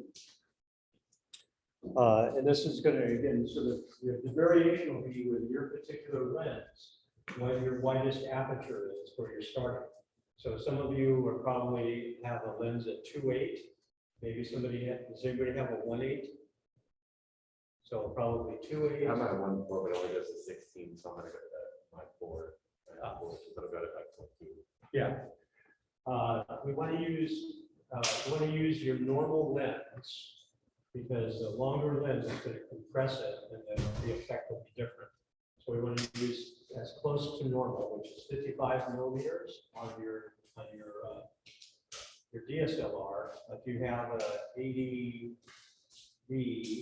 that's going to be at let's see, it would be like 60 millimeter because there's a difference in the sensor size. So I'll check with you when we start getting all the particulars together. Okay, so let's get started on that. And let's set another group up over here.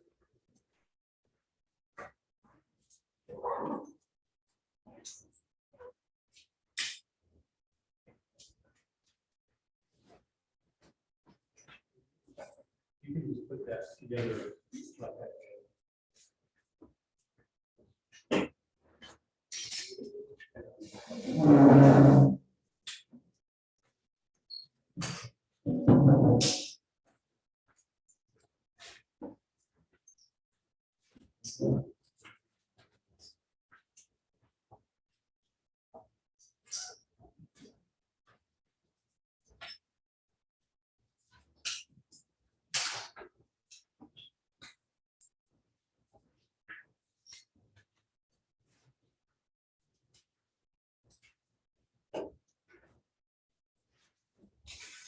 So we'll just be shooting this tonight. You don't have to import it into Lightroom tonight. That'll be part of your whole stuff. Review your assignments. Oh, the ISO.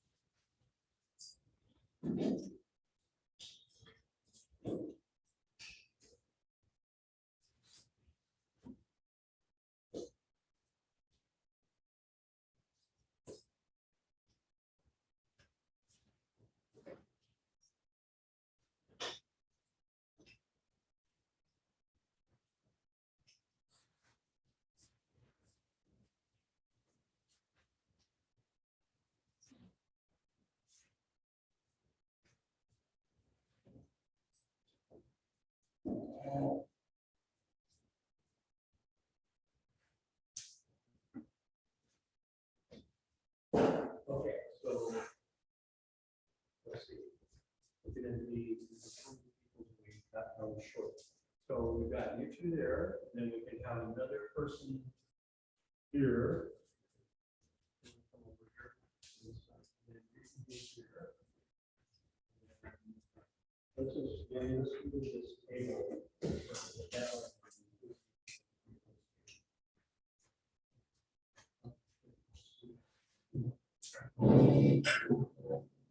Just slightly to you and back a little.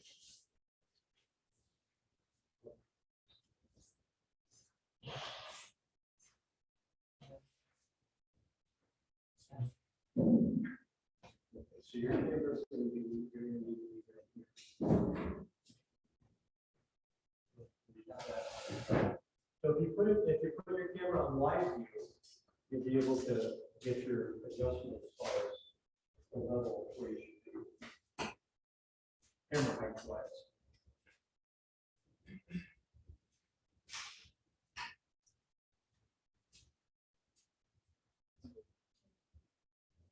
So showing 150 at 4 in your ISO 200.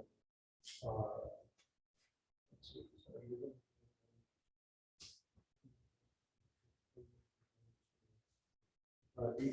it'd be better probably if you bump it up to 400 so that you can start at a higher shutter speed to begin with.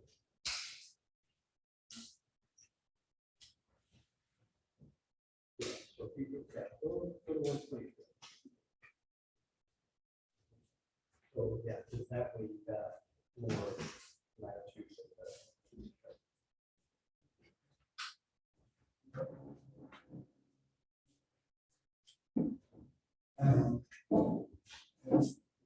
That has fine. So.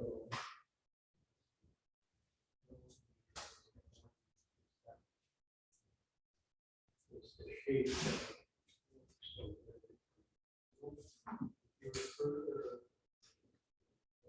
you're further that way, so that this one becomes the first. So not too close, sorry. Too close.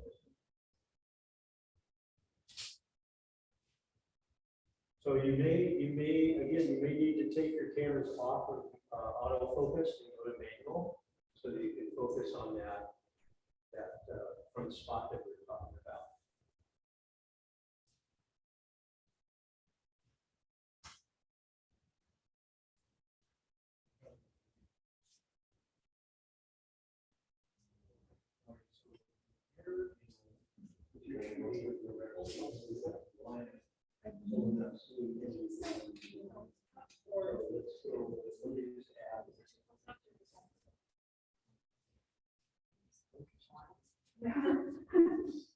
Actually, what we can do is create the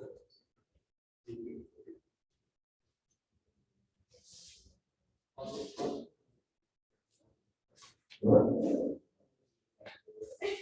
you're good.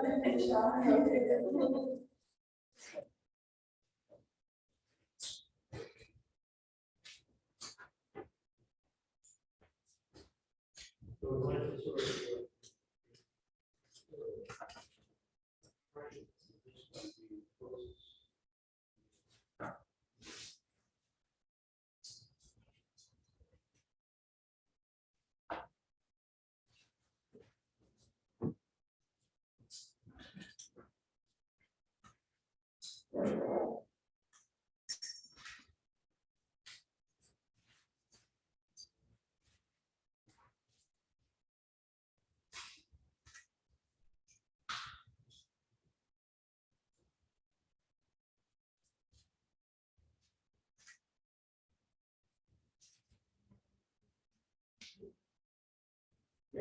So when you center this.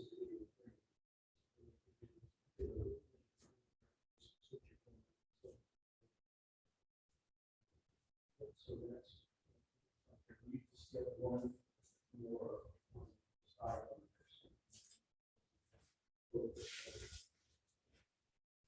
That's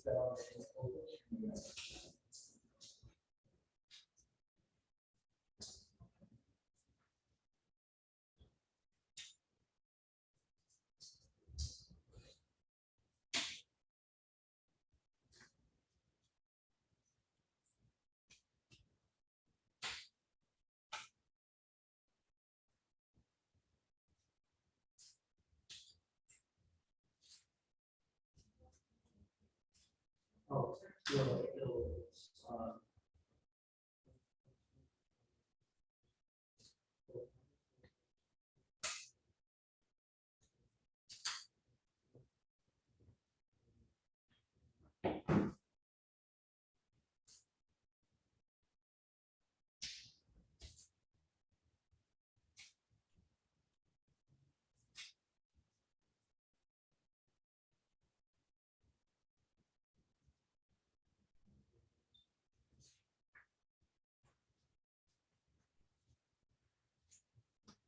Emily, on the, do you know the ADD to go to manual on the focus? It's on, isn't it on the? Is it on operator? Yeah, there's just like a little, there's, So they, or you have to do it on the. I was at the.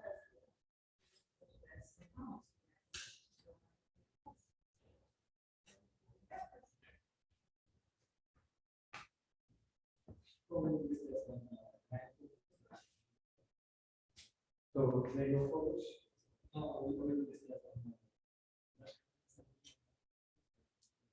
Well.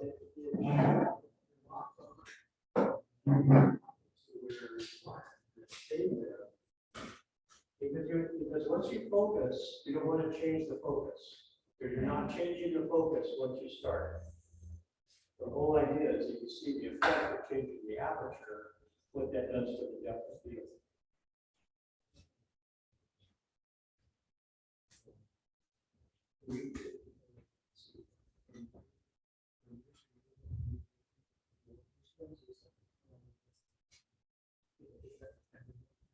So that's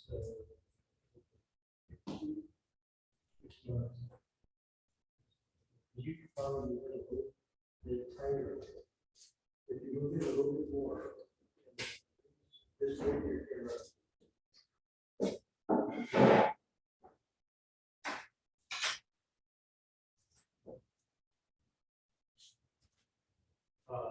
so I would say if you can lock the focus, you know, stay spot really strong. Focus. So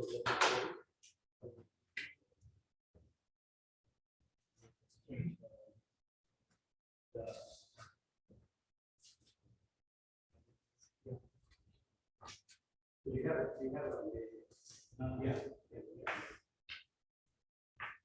So what I say, okay, so. Okay. So your first normal, your first exposure. Then.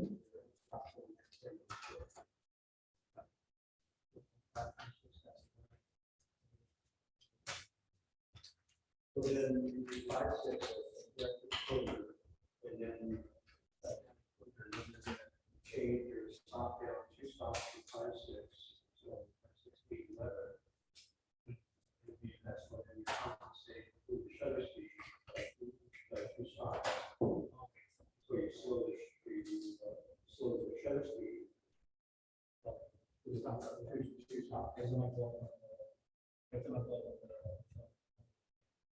Yeah, because you're making the aperture smaller, right? So you have to let more light in.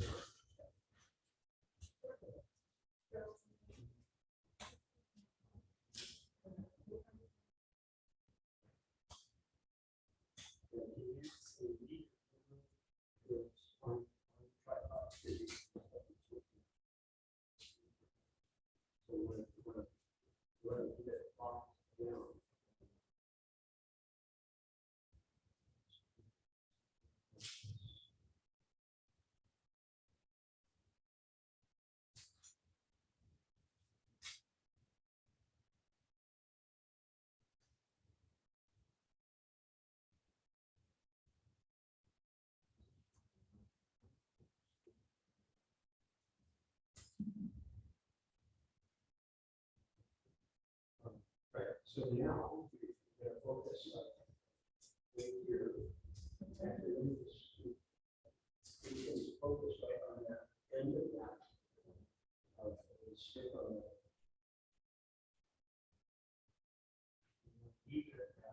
So you're gonna leave it at 55. This is zooming.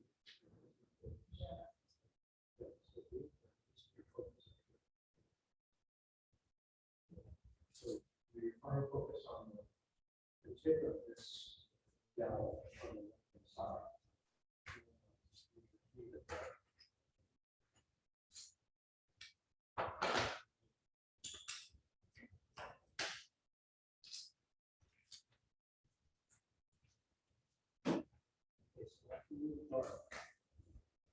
Now is that your, what's your first exposure? Let's see your first exposure.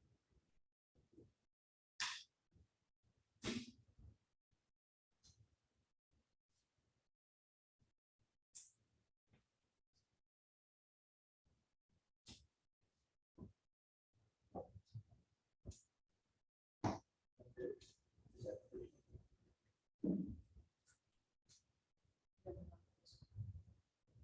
So I think probably that's a little dark.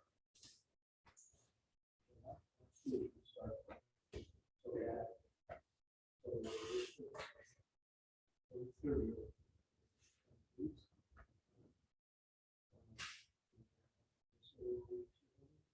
So you can dump the ISO at 400.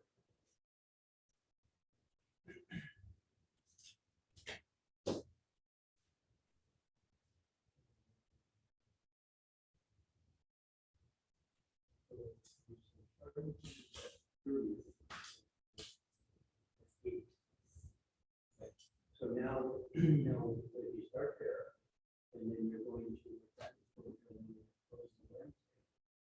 Well, let's see. What's the aperture? 5.6. 5.6 is where you should start. So now you can go back to the shutter, and you can shutter at 1.6 here. So that's your starting point of the correct exposure. So now, when you move to the next exposure, this number, 5.6, is the one you're going to change. You want to change it. You stop, set that. Right, so then, to see how dark it is, you have to change the shutter speed.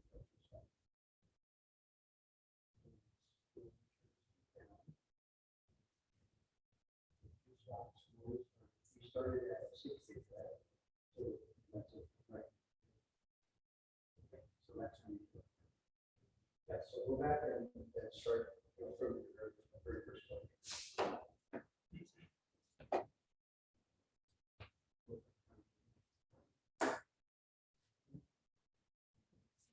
We're starting at 1.6 at the right.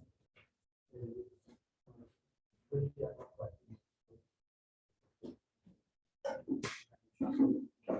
so I'm going to put the line at 1%.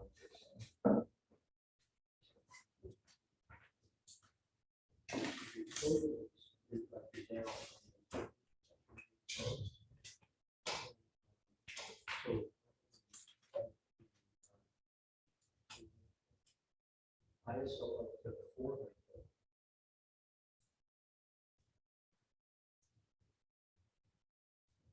And then where's the capture?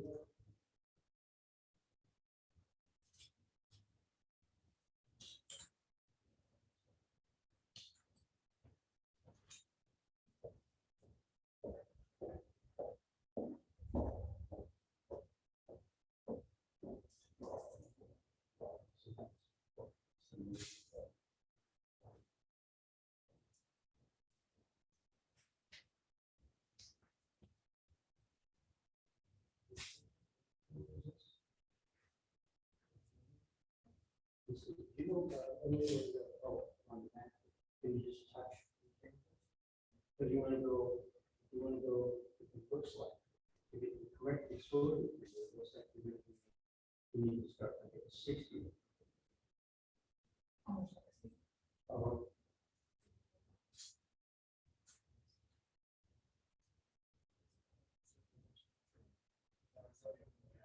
So you can, so let's do it. Can you check the focus?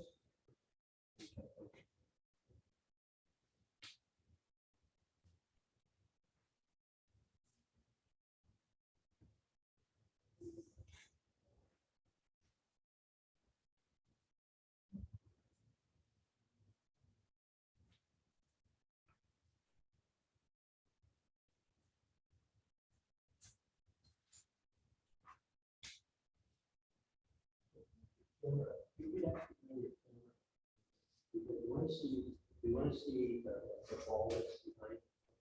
See the movement.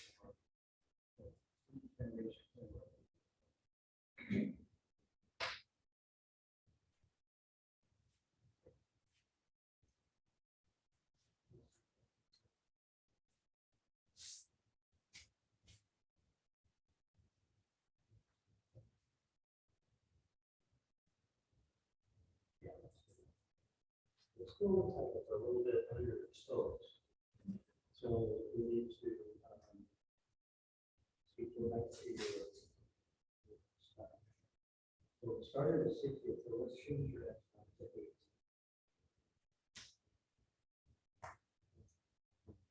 Instead of 11.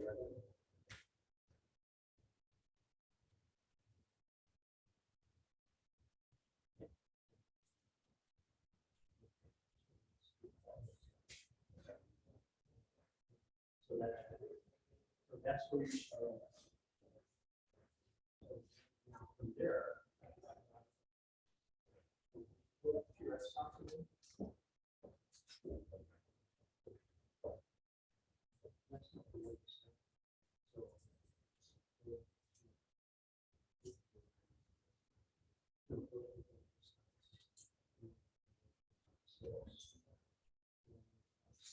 Because that's your stomach. So now you should be able to actually.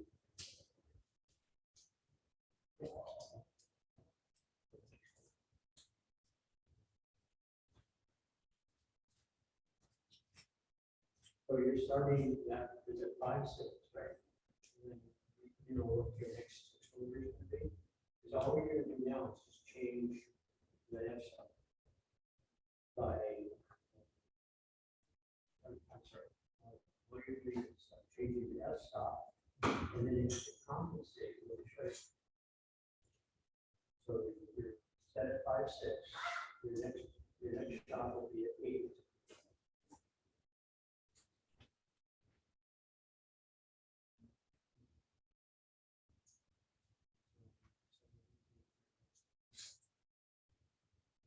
Now you have to change the shutter speed.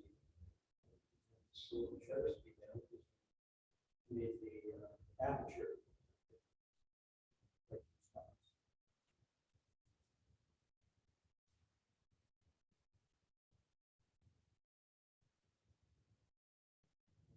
Let's see where you were at. Which was 60. So now we're going to go over the numbers forward, because that's going to let us more light.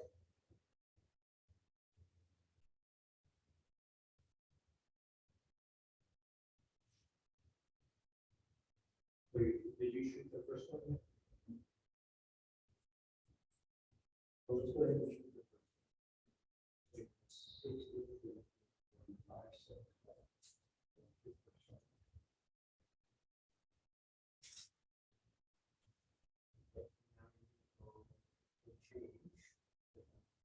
Value. Started at 5, 6. So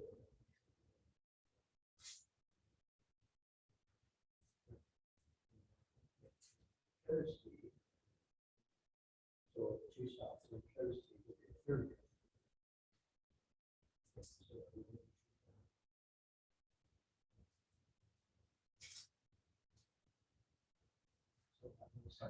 So you know, equal exposure on the exchange. You know, 2 more stops on that stop. So you go to.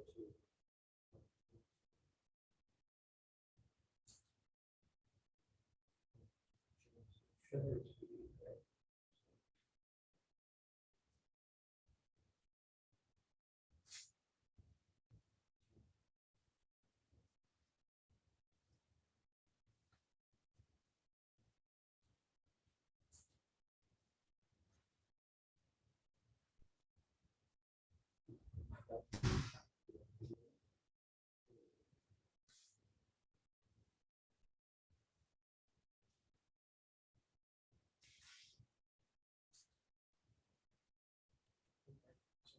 that, just 22 is like your smallest aperture. That's,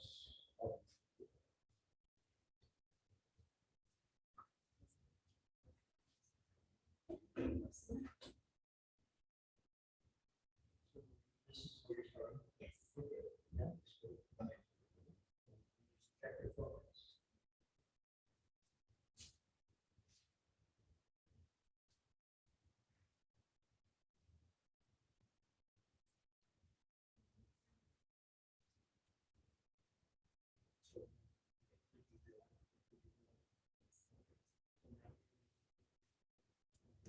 See that stop first. You started at Yes. so we need to go back to open the text stop to the widest possible.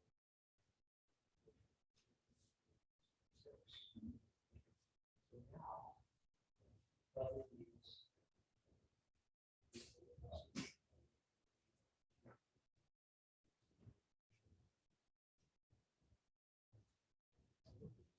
you started at what was the church?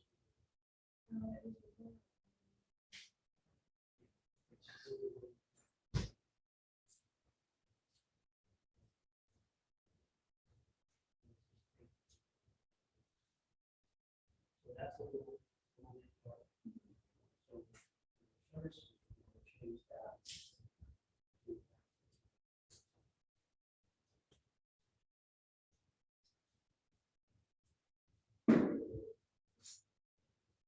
That will do that. So that's your first one. You're ready to go 5, 6. Spots there. The whole small, 2 spots. What's that for size? What do you do about it?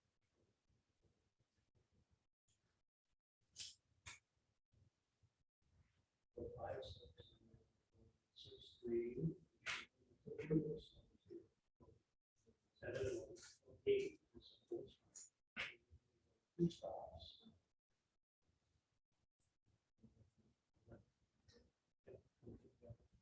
Now, you have to compensate for the strategy of the slow down.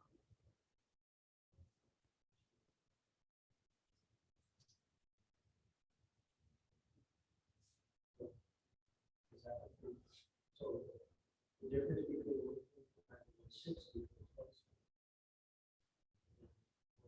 60 is 2 stops. So each one looks to be, that's all. So that's what I got. So that should be.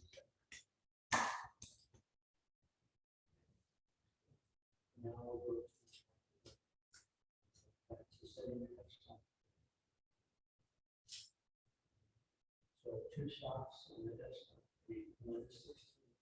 What's the next one?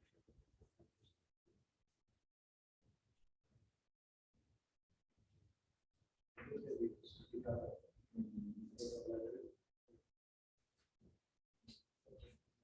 Change this. 30, so 50.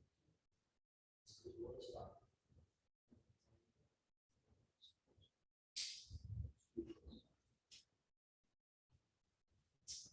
So now all those frames, they should also look right.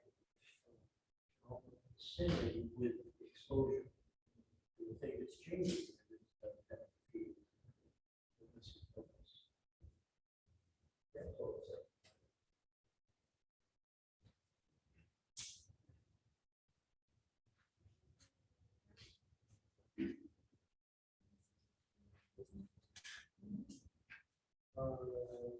So, 30. I just saw that.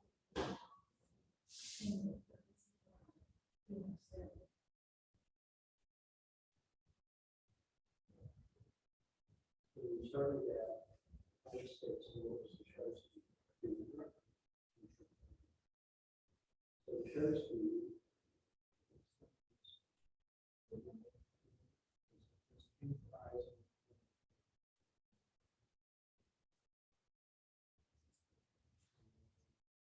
Goes to the lowest of 5.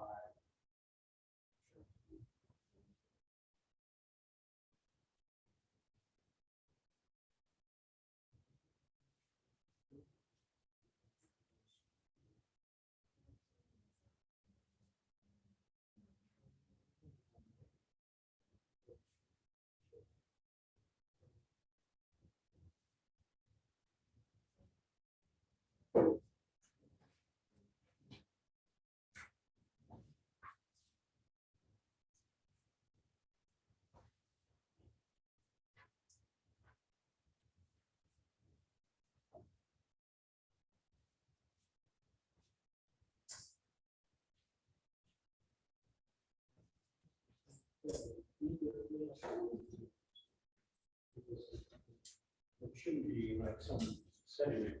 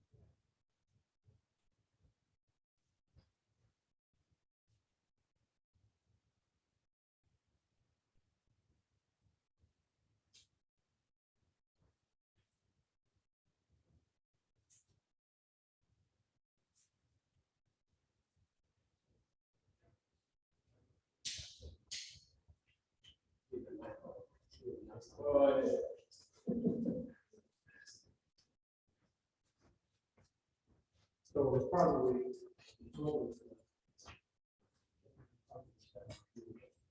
Oh, yeah, I think that's all.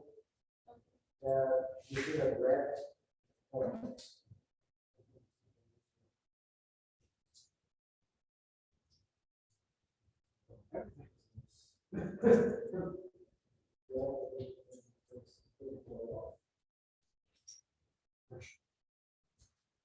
Okay, so you got everything? Yes. So you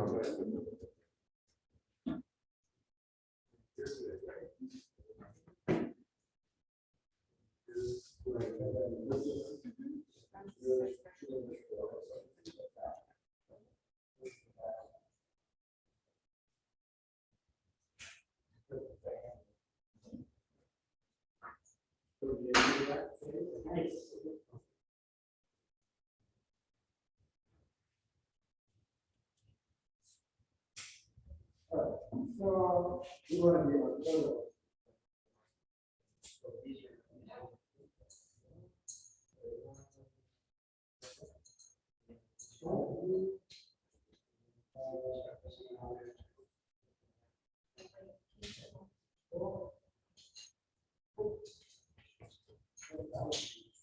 Yeah, it's just that little symbol there, right?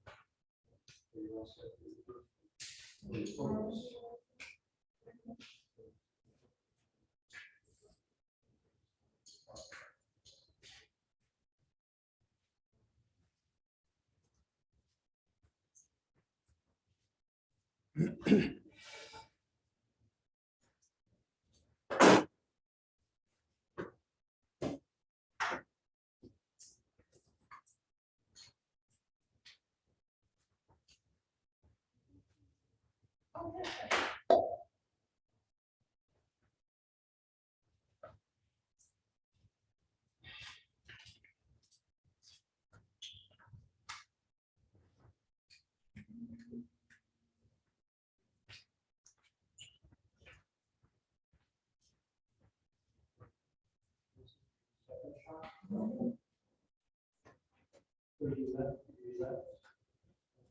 your second one would be at F11.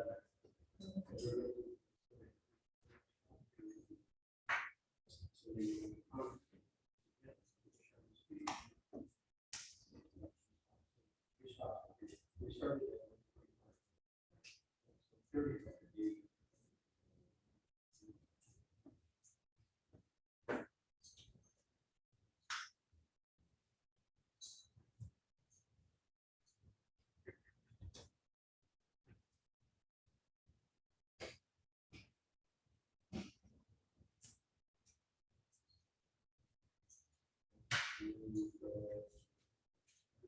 Two more stops on that.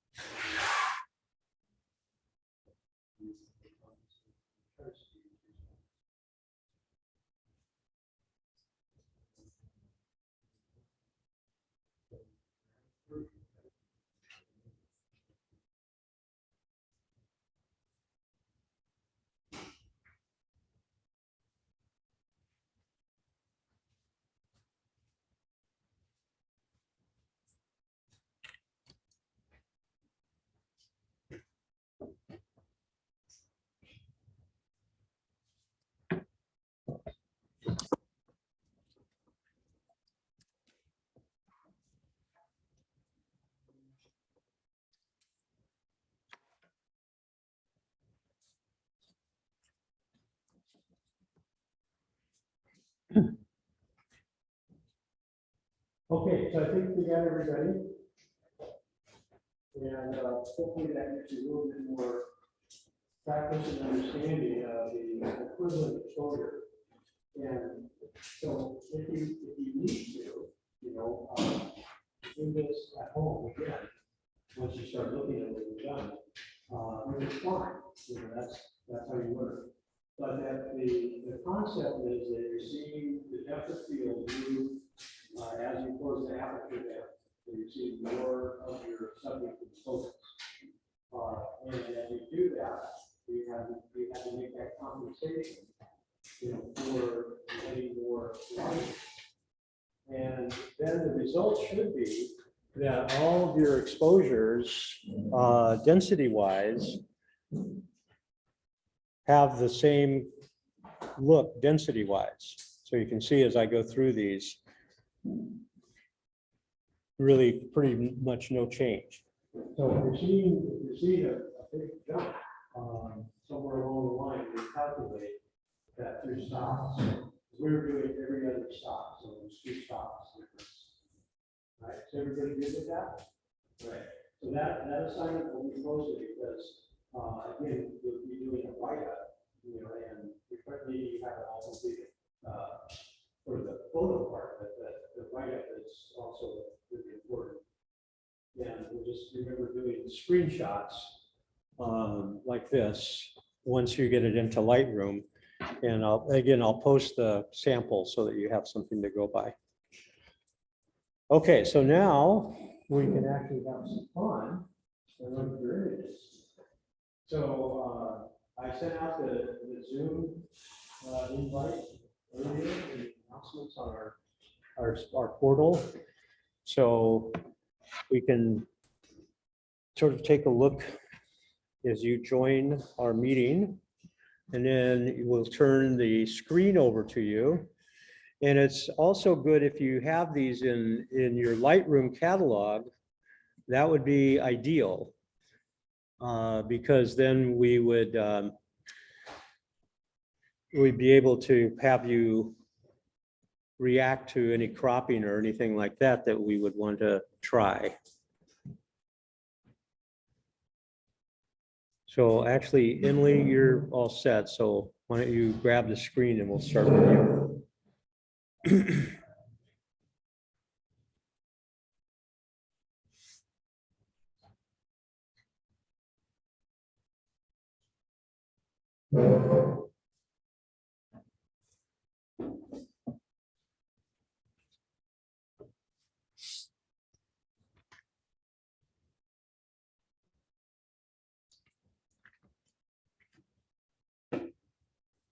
So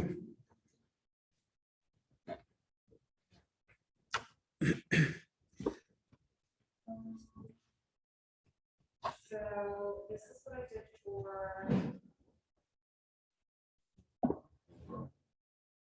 Can you just, oh, I was gonna say, can you just hit when you had that up? Where did it go?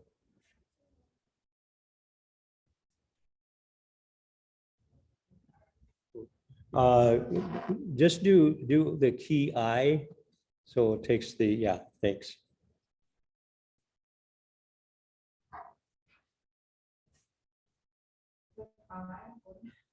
Sorry. No, you got the information, you took it had the information showing. Okay, so where are we starting? Okay, so this is for line.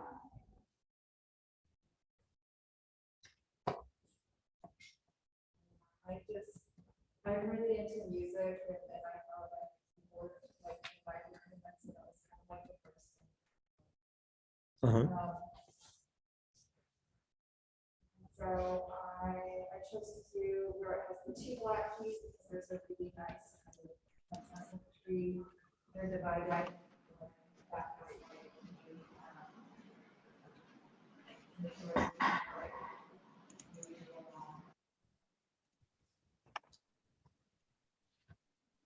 Okay.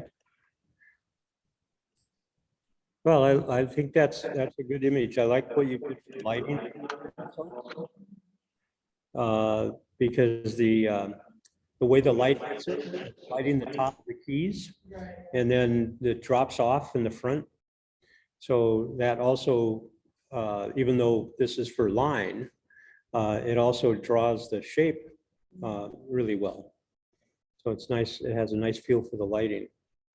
I like that. I like your cropping or your framing that you filled the frame up. That's good. So this one, I got a little bit blown out at the top. This is what I did for shape. It's just, I did like the brown limits. So that basically it's just the image in this one. Even though it's a round object. Uh-huh.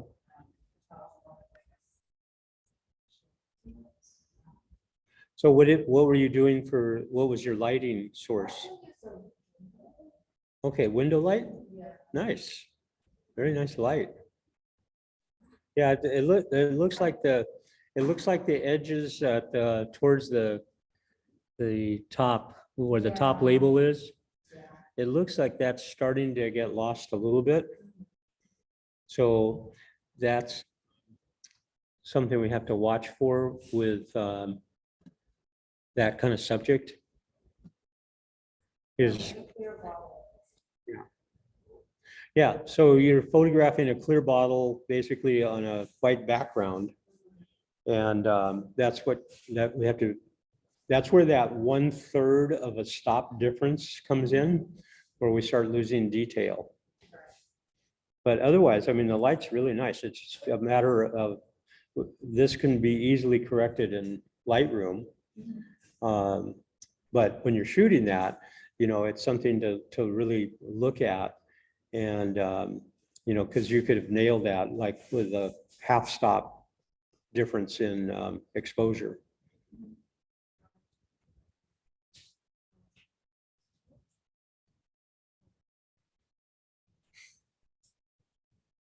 Okay, so for texture, Uh-huh. this is my cat. Her name is Greta. And she was just hanging out while I was taking some of these photos, and I was like, you know what? You've got textured fur.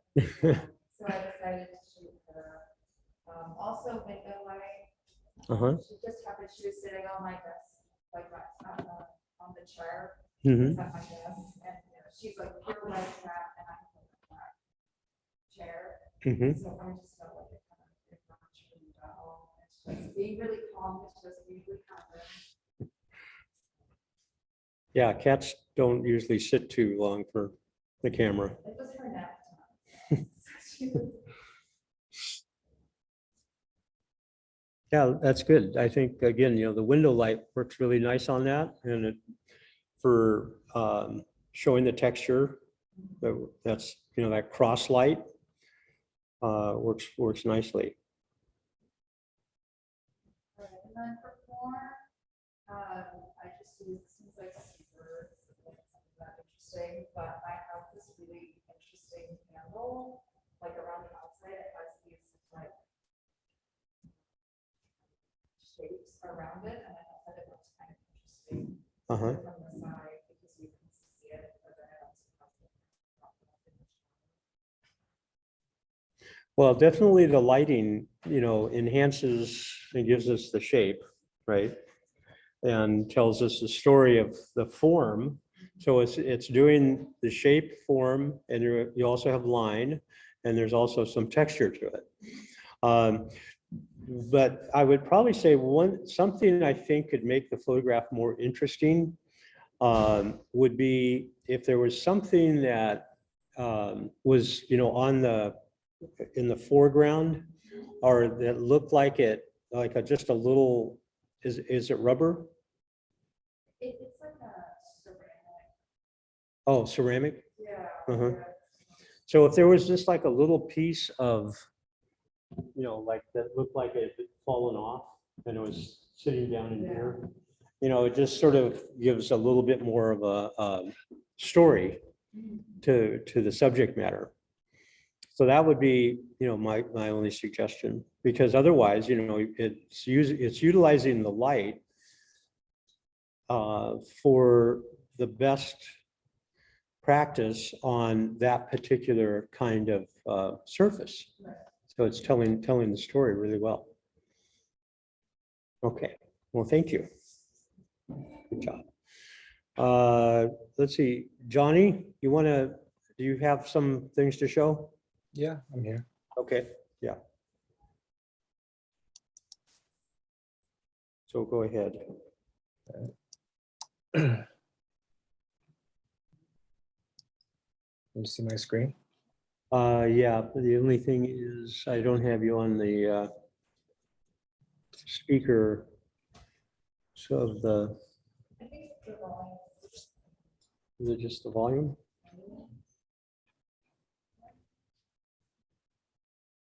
All right, well, go ahead and Yeah, this is my take on form. Try to use the light and shadows to kind of give it the three-dimensional space. Mhm. Yeah, well, it definitely has form, and the way the light's hitting. The only thing that I would say is, and this is sort of like what we were just talking about dealing with today, is how we're losing some of the detail up in here, or up in the back part where the lighter values are. So that's something that you could actually bring down slightly, maybe like a third of a stop, that whole upper area that's just slightly over. You don't want it to get into gray, because I think would take away from the quality of what you captured, but I like your point of view on that. Yeah, I mean, I felt like the top of the steps, it was kind of like a lot of some messy stuff up there, so I kind of try to blow it out on purpose. Mhm. Okay. This was my attempt on shape. Try to kind of highlight the squiggly line in the shells. Uh-huh. And it was kind of getting the glow from the sun behind it. So I just kind of try to play with that. Okay. So now on this, where do you think your critical focus is?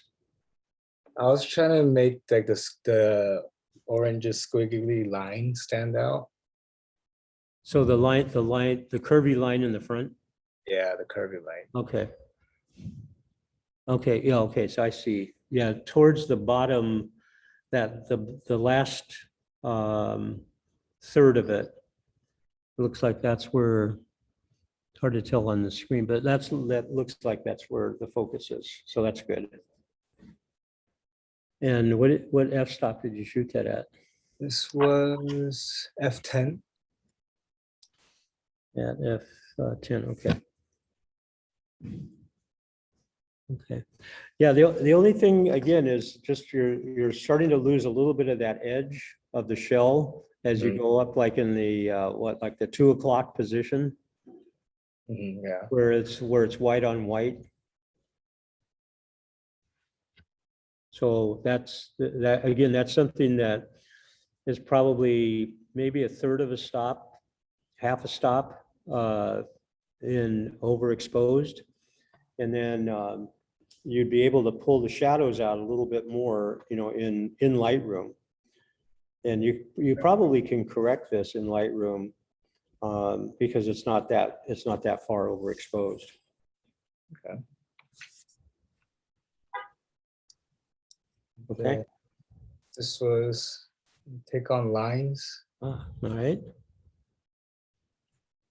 That's nice. Where did you shoot that from?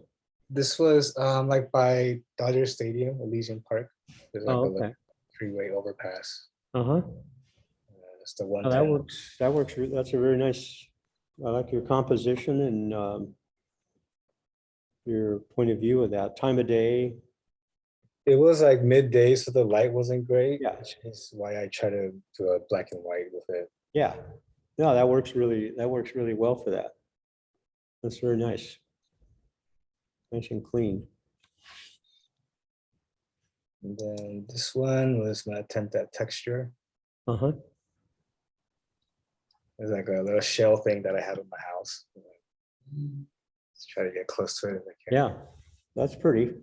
So one of the things I think you could experiment with this is, in Lightroom, right there on the lower right-hand side, you can see where it says color grading. Mhm.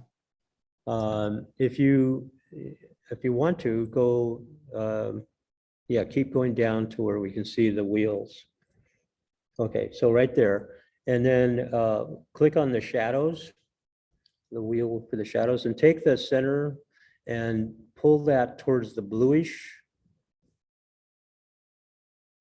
Okay, so like right there. And now if you go back over to the one that says highlights. Okay. And take that and go towards the warm side. That's a little bit too much. Go up a little bit higher to the yellows. So like somewhere in there. But what the idea would be is that you can create like cooler shadows and warmer highlights. And like if you compare that to just what we did, if you just compare that to the original, yeah, click there. And you can see, there's some slight differences that you see in the shadows. You can see a little bit more blue. Yeah, that's nice. Yeah, so that's something, given the subject matter, that I think could work pretty nice for it. Awesome, thank you. Yeah, good. All right, thank you. All right, Danny? Yeah. Thanks, Johnny. Trying to stop share.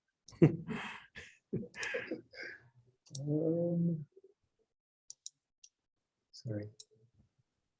Did it stop sharing?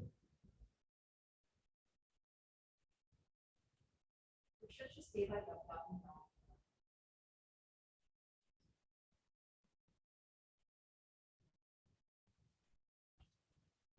I think you still have to click off on there we go.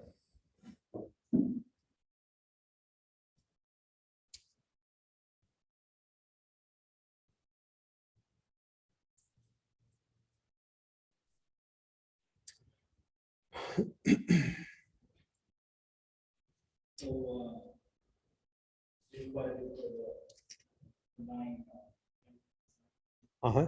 So basically, the line I used to basically on the top, going across the screen Mhm. and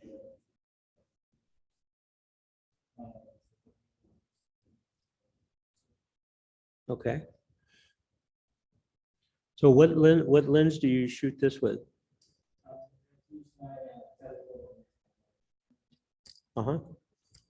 and I feel like it was during the evening for some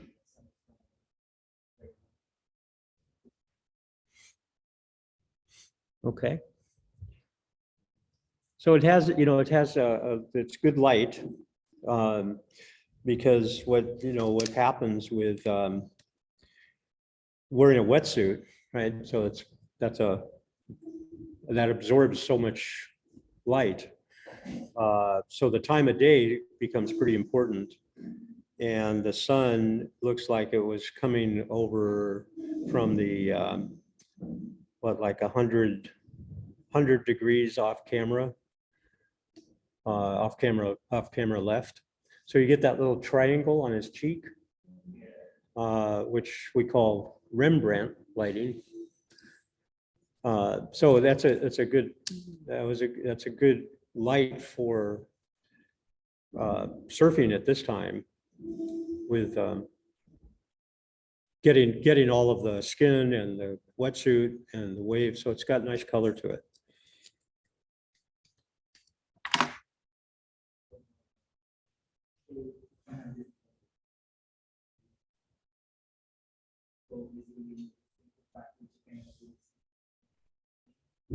Uh-huh. So this was for shape or form.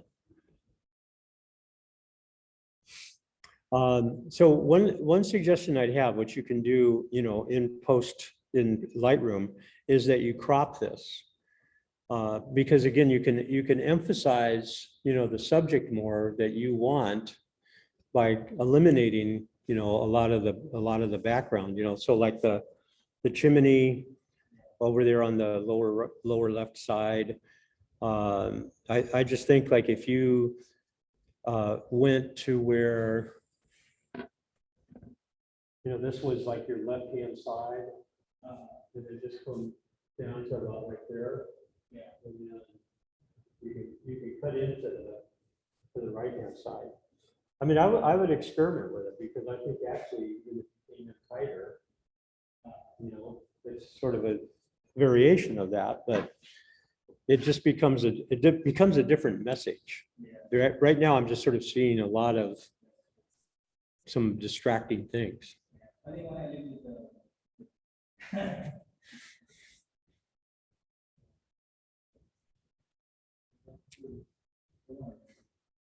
Okay.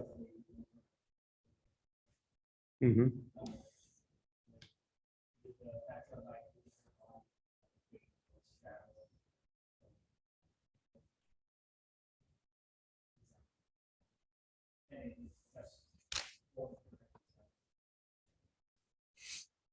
I think you're really close, to with this. I think you could make this a little bit better in front of the camera with the camera angle lower.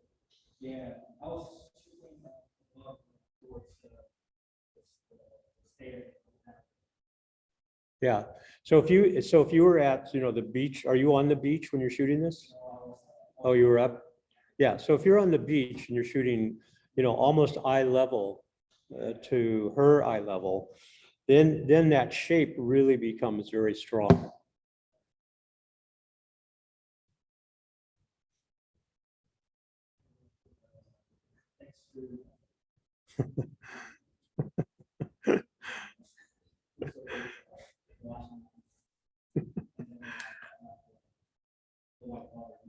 Yeah. That's funny.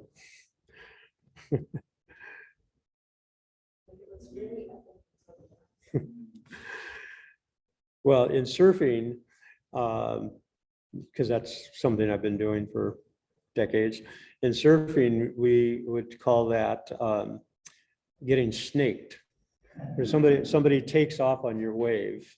So it looks like the guy that's back here in the back part was either paddling for the wave and decided not to take off in front of the guy on the left, but it's not uncommon. But I like the expressions you got. Pretty funny. Good, okay, thanks.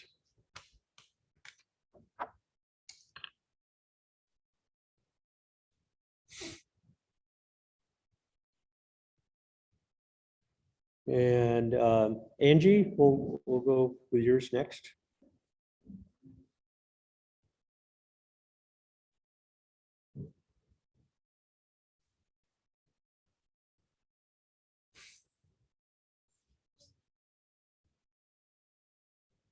Hmm.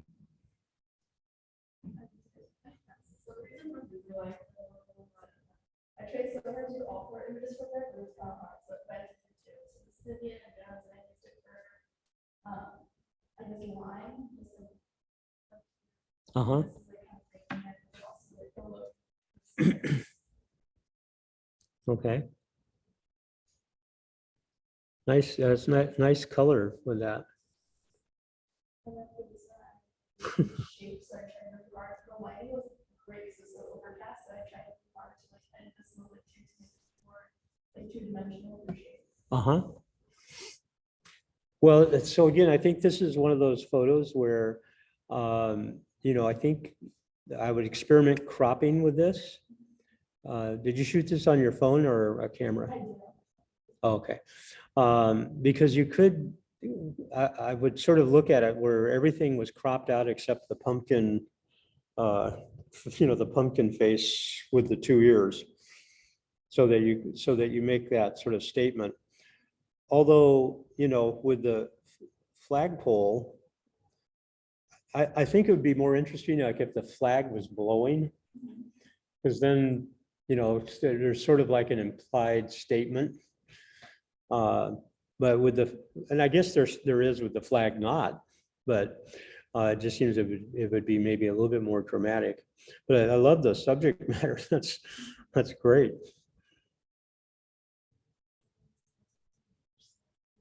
Texture to it, like it's on sand. Uh-huh. Nice. Very pretty. Last one is like form and texture, is like a purposely like I stand in front of my window so that you can see like the shadows of it, and then I end up getting kind of like texture. Uh-huh. Where is that? Oh, I went to a Broadway World Series replica rings, and so I got to make it. Really? Nice. That's very cool.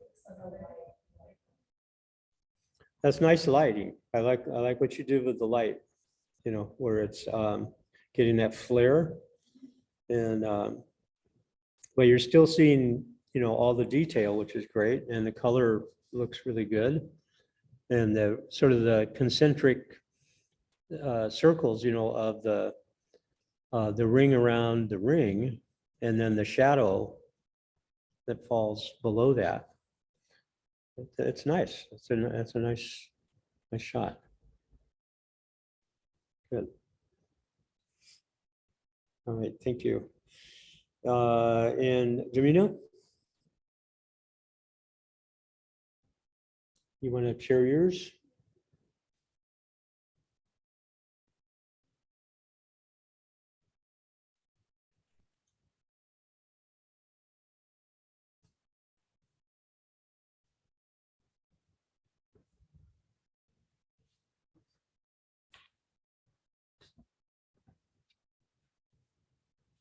Oh, go ahead.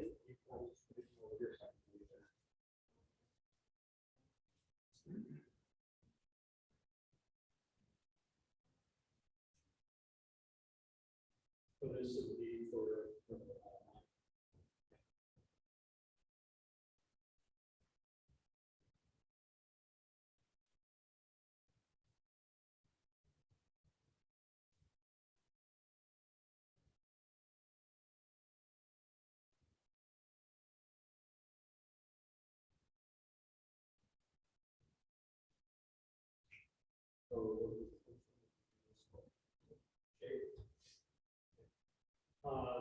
So the shape,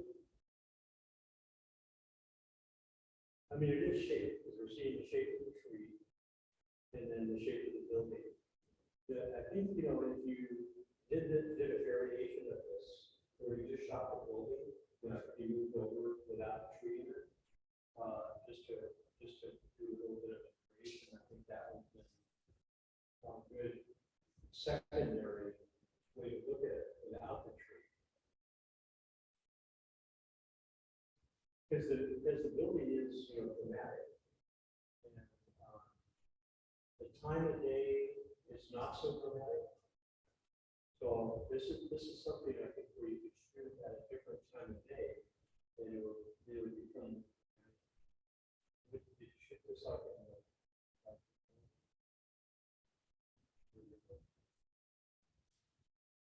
yeah. So I think this could be done like much later. We have a little bit more of a dramatic feel to the light.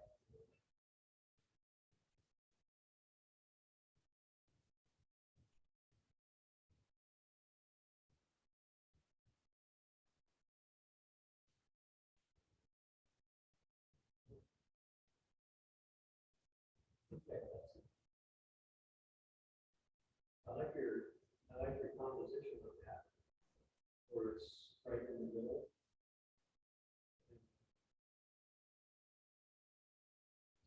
The thing that I would play with this would be the aspect ratio. Like if you make this a square, you know, with the wall in the middle, it would be an interesting combination of the wall within the square. You might try that. Propping it into the square for the aspect ratio.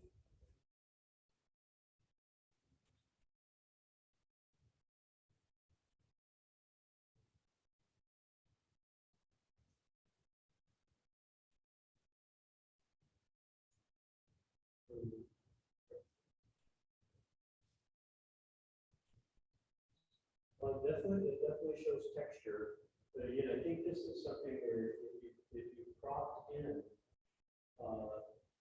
you know,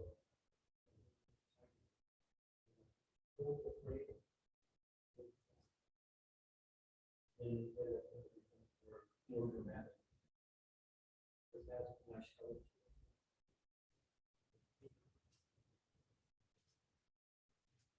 Okay, Curtis.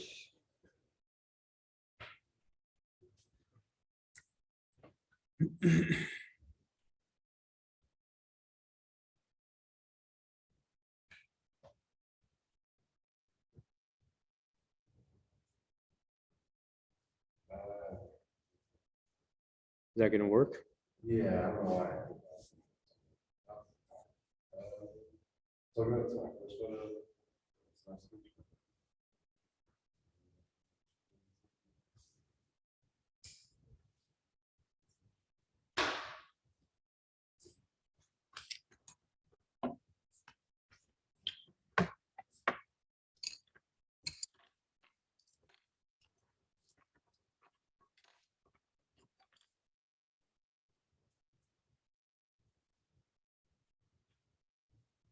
Okay, so the first one I have here is for wine. Mm-hmm. It's like super obvious because it's the only thing really in the photo is the line, but I like the birds break up. It's just break up the straight line. Become like obvious.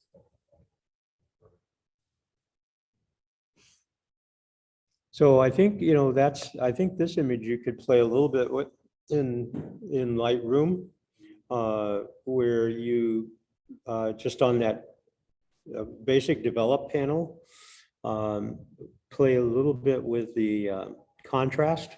Okay. Yeah, because I think it, because you're shooting, it looks like you're shooting into like this, what the sun's already set. Yeah, it was off to the right a little bit. Yeah. Right. So I think you might get some really interesting things with the clouds that are back there. Yeah, I adjusted a little bit because it was a lot brighter, and that I was scared to kind of make it too color contrast. Yeah, that's it. I mean, it's an interesting photograph, interesting composition with the empty lines above and then you hit the birds. Form of this one. Okay. And so I just had gone back to, like, just trying to create two-dimensional shape up, so it's three-dimensional. Mm-hmm. So I exposed to the sky, which then obviously I was shooting towards the sun, which then brought a lot of contrast to the trees. I didn't even have to do much touching up except for the masks on the trees to make sure that none of the luminance adjustments. Yeah. Affected them. That was the first one. Yeah, well, it definitely reads very quickly that idea. This one I have for shape, that originally wasn't going to have a different photo pick for shape. When I went to look at the photo after I made some adjustments, the lighting, the small bits of highlights that are on the oak tree just really give it a lot of depth. It almost, I think it's two separate trees, a lot of the branches that are more on the right side are from, but it gives the tree like appearance of being really neat. And for the crop, I wanted to kind of crop it a little bit more and just make it more of just the tree. But they have this, no thoughts about outside, process. Yeah. I did get to experiment with, there was a car actually at the bottom left corner, kind of where that crack is. Mm-hmm. So I got to experiment with using the spot removal tool Mm-hmm. to pull apart the asphalt. Take it out. You know, I think you could, if you made this into more of an aspect ratio, like 1:16, you know, where you crop down into it here. And so you eliminate all of this, and then it just becomes sort of this, That bit with the, you know, with that sign on the one end and the guy with the dog on the other end. It just, I think it gets the message, it would get the message across, I think, a little bit faster. I mean, it's also, you know, it's not ideal with the lighting, the time of day is not ideal for this. I think it's if there was more light on the sign, less light on the background, you know, the boats. I mean, I like the idea.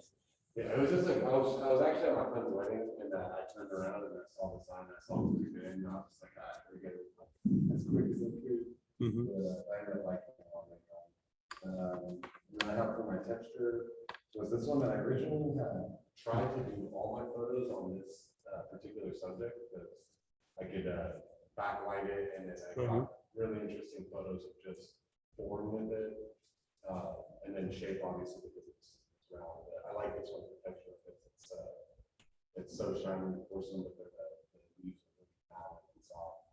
Mhm.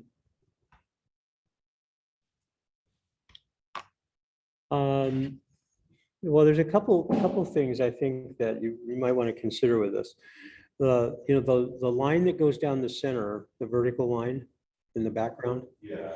that gets a little bit to where it interferes with especially that leaf that is in the middle.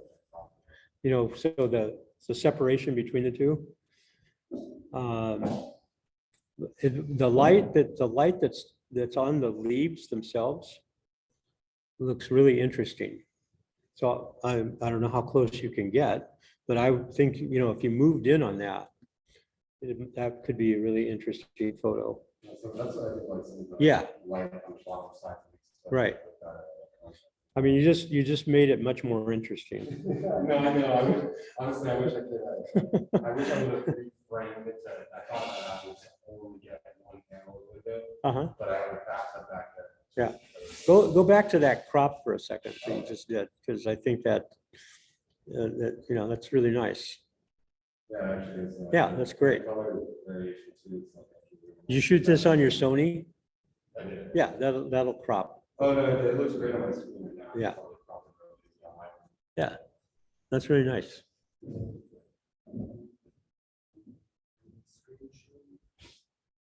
Okay, and Carmen, sorry.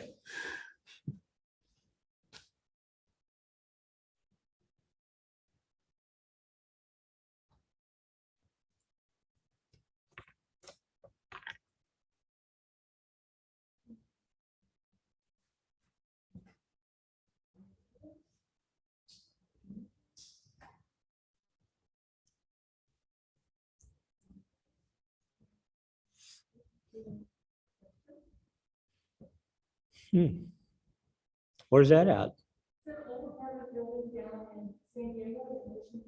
Oh, great. Mm-hmm.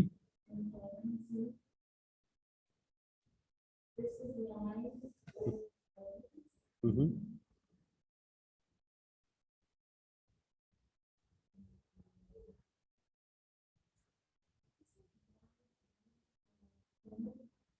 Okay.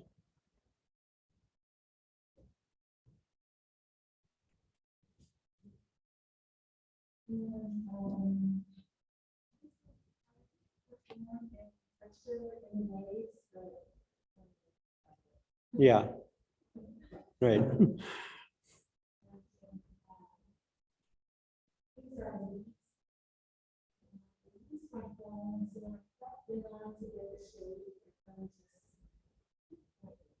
Mm-hmm. So go to the gallery view or the grid view that's right below the photo. Yeah, right there. Click on that. And then go over to the slider that says thumbnails down below and slide that over so you make them bigger. Okay. Not that big. There we go. All right. So when I look at this group of 5, 3 of those images I really want to look at. The top 3, and especially the one on the left-hand side, the top left side. I mean, that's a great image. Really captures. You were doing it for a specific assignment, but it captures the viewer's attention. I think if you showed that to 50 people, 47 of them are going to stop and look at that 3 or 4 seconds longer than the one that's immediately below it. The one immediately below it, that's like a 1-second view.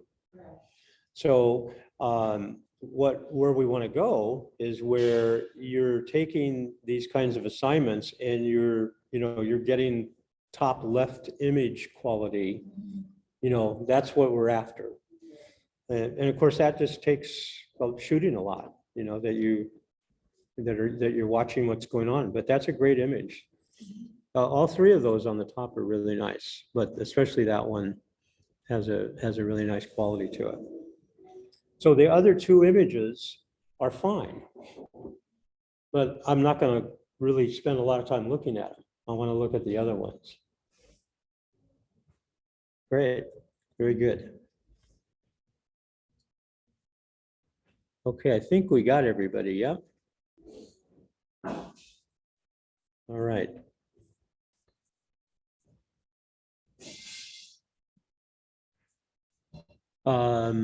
Okay, so we'll have another creative assignment to go along with the technical assignments that pretty much, I think, for most of you, you got the actual images, and then you just sort of need to complete the rest of the assignment. And then we'll have a creative part, which I'll post, which will be another emulation. And there will be a couple of new people that we just want to review, but I'll post that. But I also wanted to just make sure you all knew that this part of the canvas of our portal is here under pages.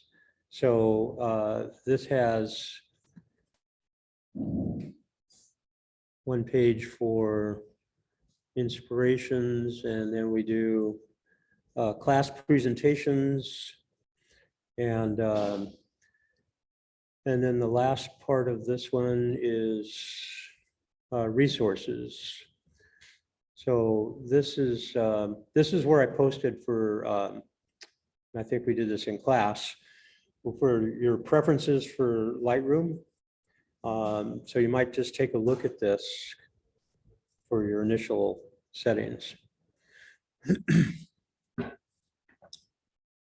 Okay, so I think that we got everything covered that I wanted to get across to you this evening or today, along with doing our 2 tests. So, bring the ladder. Hit the boulevard. All right, like I said, if you want any kind of tutoring on Lightroom basics, let me know, we'll set the time, then we can just do a Zoom call.